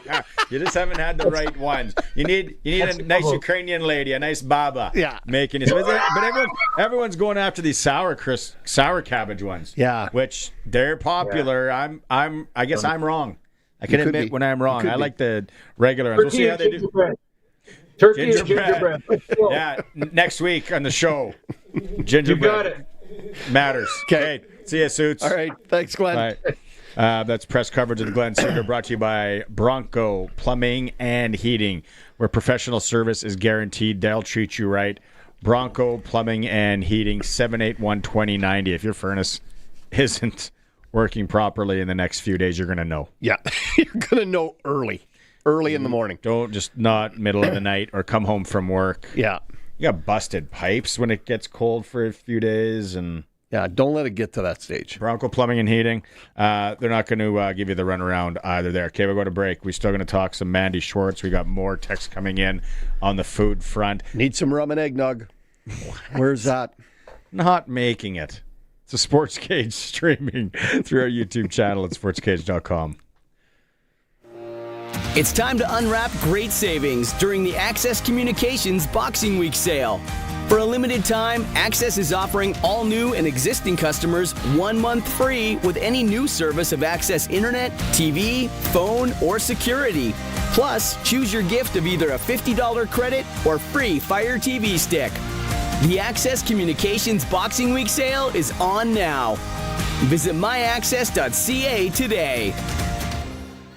If your garage door is running a little rough, you don't need to be talked into something that you don't need. Sir, what you need is the new gigantic-esque, voluminous, astronomical, ginormous, gargantuan, exquisite air garage. Just call Busy Bee Doors, the local experts who have been in business for many, many doors. They can fix or replace any commercial or garage door. Wait. With me, you get a little garage door keychain, please. Busy Bee Doors, the garage door specialists. Get it hot and get it fast. Western Pizza. You hear those jingle bells? That means the holiday season is on its way. So it's time to start planning your work or family holiday parties. Leave the cooking to Western Pizza and enjoy all your Western Pizza favorites this holiday season. Call your local Western Pizza about catering or hosting your holiday get-together today. Western Pizza gift cards, saving holiday gift exchanges since 1976. And get it hot and get it fast. Western Pizza. Text CKRM 306-936-6262 for Prairie Land Rentals. Renting heaters, skid steers, and most power tools for all those winter jobs. And your official Husqvarna snow thrower dealer. Prairie Land Rentals, 600 Albert Street, where you deal with the owner. It's time for the Sports Ticker. Brought to you by Steelcraft Doors Regina. Made in Western Canada for Western Canadians. The Three Down Nation is reporting the CFL closes its investigation into alleged Argonauts tampering with Riders Corey Mace. Not much being revealed there. Bo Levi Mitchell signing a 2-year deal to stay with the Hamilton Tiger Cats. Darnell Sankey being released from the Montreal Alouettes. Hockey in and around the area tonight. One game locally up NOD way. No Concessionville. The Wick Silver Foxes hosting Regina Capital, 7:45. National Football League, Week 15. Atlanta Falcons, Tampa Bay Buccaneers. Sports Selects has Tampa -5 and the over-under sitting at 43.5. National Hockey League, Canadian teams in action. Leafs hosting San Jose, Montreal, and Pittsburgh. Ottawa's in Columbus. Winnipeg home to Boston. Edmonton welcomes Detroit. And Vancouver welcomes Buffalo. Tough watch if you're watching that one. I couldn't even find out a bet on it. Sports Ticker in Hour 3 for Regina Steelcraft Doors, made in Western Canada for Western Canada. You need a garage door in this weather, and I tell you, mine's acting up right now. So really? She's gonna be that's not good. Going to be a trek to Steelcraft Doors. I think I got one. I think my neighbor's going to come over and he's got one more thing to look at, and if not, it might be kaput. So. I'll be firing up the Husqvarna snow thrower tonight. We had a good message in here. I'll read this quickly. James, who participated earlier with, so he said, he's sending a letter to, basically, let's read this quickly. Sending a letter to Bombers Wade Miller. They're at the Grey Cup. Him and his son were surrounded by 5 drunken hillbilly Bomber fans. We held our own. 4 guys wanted to go at the end. Emotional. They won the game. 5 minutes later, ready to go full Rob Ray on 2 guys. So he just said it was, not the greatest experience there. And I talked to the guys from Regina Plumbing and Heating. Yep. Ryan and Adrian this week, and they were there, and they said that Bomber fans that were around them are awesome. It just depends where you are. And couple of idiots. There's always a couple of idiots. You can find them wherever you go. I don't care what game. You can find them here at Mosaic. They can show up. So and then it's not Wade Miller's fault. But no name on this one. Christmas Eve ribs. Okay, nice. Yeah, I can do little ribs. Christmas Day turkey. So that's a vote for turkey. Turkey's making a comeback. And then dessert cherry delight. I don't know how Colson's going to come up with this bracket, but what is your must-have food Christmas Eve or Christmas Day? You got to let us know. 936-6262. The Mandy Schwartz Memorial Hockey Tournament is ongoing in Wilcox, in Milestone, in Avonlea. They should use Rolo as well. Yeah, no, it's great. Joining us on the line right now, Mary Beth Challoner from Notre Dame's Director of International Hockey Programs, former U of T Athletic Director and Division I hockey player, Notre Dame alumni. Where did you play D1? I didn't play D1. I played in U Sports, so I played at the University of Toronto. Yeah. Yeah. And when you look at female hockey from even when you played. And I know, my friends that I grew up with in high school, and then where it is now. I don't know if there is another sport that can celebrate that big of growth. Like not want to say 180 almost, but where it is, and these females, you watch that U18 AAA level, Mary Beth, like they can play. Yeah. I think every level can play right now. It is the growth in women's hockey has been incredible to see, and I do like to see it in other women's sports as well. You've got the rugby, like women's rugby, that is just taken off. You've got professional volleyball, professional softball. You've got the soccers that have just taken off and kind of that growth through there. But it really, I mean, the PWHL was one of the ones that that got themselves together finally. I mean, women's hockey had a couple of goes at it. But they got themselves together, led by Jana Hefford, who happens to be a former teammate of mine, and have they found the formula, I think, and they started off with the original 6, much like they did in the NHL side, and that growth is going to be steady, but it looks solid. It looks like on a good foundation. But I think the young girls of today can now see where they can go, and they can go beyond playing at a university level. They can go beyond, that cycle of Olympic cycle and national team cycle. They can actually play this now significantly into a pro level. And I think when you see that, I mean, it's said many a times, and it's a good cliche right now, is if you can see it, you can be it. Well, girls right now in hockey can see it, and so they want to be it. I talked to Wade about this yesterday, and female hockey and what Notre Dame is doing, recruiting and going to spread the message in Asia, in Japan. Yep. Around there, what can you talk about there? Because I'm sure you've been over there and talking about, hey, here, this is what we can offer you in Notre Dame. Mm-hmm.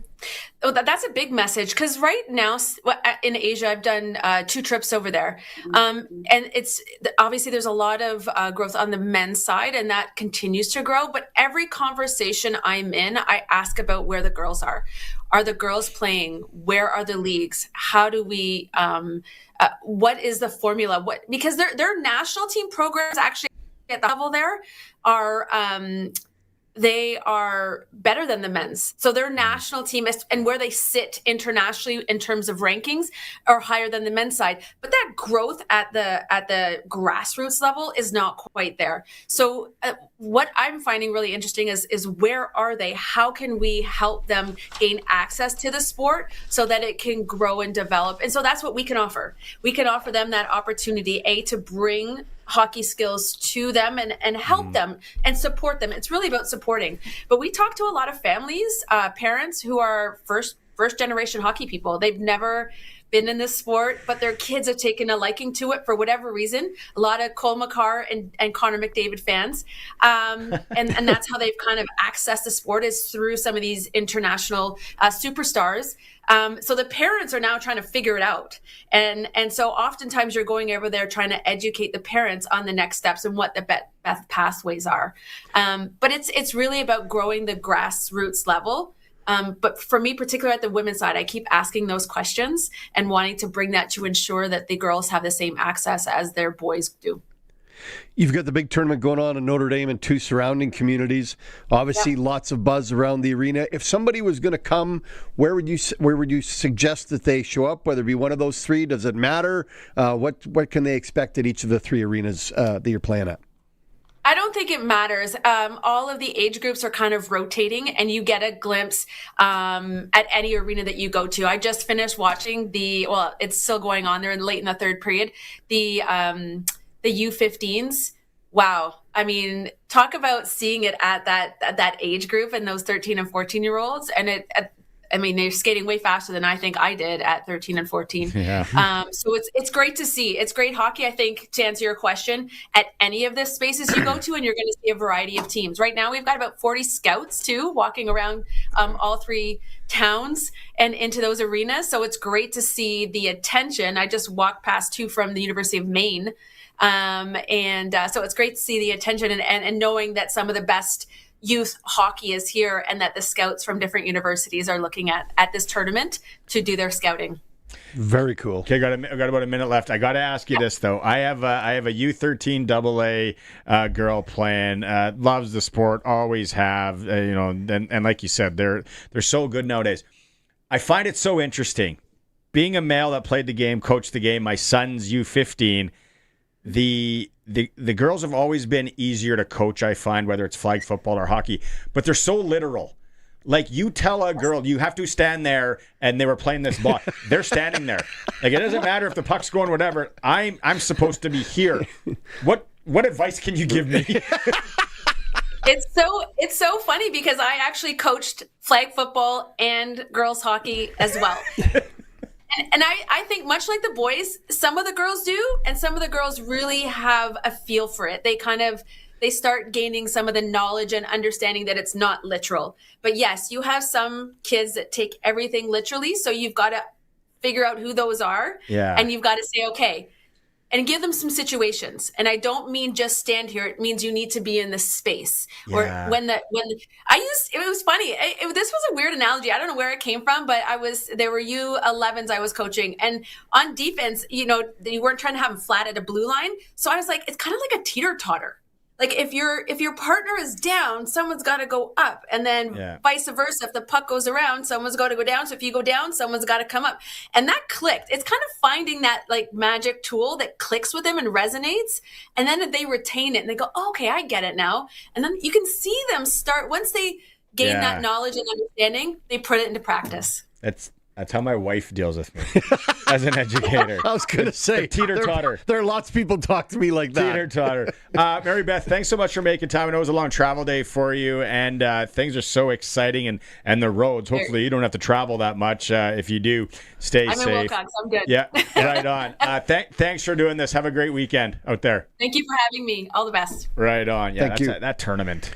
It's a great we were there last year. We had a lot of fun there last year. Coulson brought up the point where we watched the one game and the 80 shots. Yeah. The one team had 80 shots, and the girl, I think she let in 8 goals. Yeah, it was amazing, her play. Yeah. Like she was getting pummeled, but she stood through it. So, yeah. It's going on all weekend at in Wilcox, Milestone, and Avonlea. Okay, so we're going to the JC Abbott interviews coming up. If you missed that in hour 1. If you're listening to this in podcast form and all that, still text in your food, because Coulson's going to make the bracket tomorrow. He's going to award the hat. It's lots of stuff going on here at the Sportscage. Drive safe out there, too. It is gross. We're streaming through our YouTube channel at sportscage.com. Get ready to cheer on some serious young talent. It's the Play 92 Art Auction with McBid's Auctioneers and McMotor Sales. 2 local school classes are going head-to-head in a friendly art showdown, all to raise funds for Creative Kids Saskatchewan, the charity that helps kids access life-changing creative experiences in theater, art, dance, heritage, and music. Their artwork is proudly displayed at the Connexus Art Center's Winter Wonderland, and you can bid on your favorites at mcbids.ca. All proceeds support creative kids. Harvard Media is proud to support. All items will be sold December 29th. So since that little ding on my car last week, I don't know where to take it. I don't even know. That's easy. Take it to Regina Motor Products. Who said that? I did. Down here. I'm Terry the Tire. Regina Motor Products Chevrolet Collision Center and SGI accredited auto body repair is a full-service collision and body shop that works on all makes and models. Just submit your claim to SGI and set an appointment to get your appraisal done. Easy. I bet you're tired after saying all that. South at Highway 1 and 6, Albert Street. RMPChevrolet.com.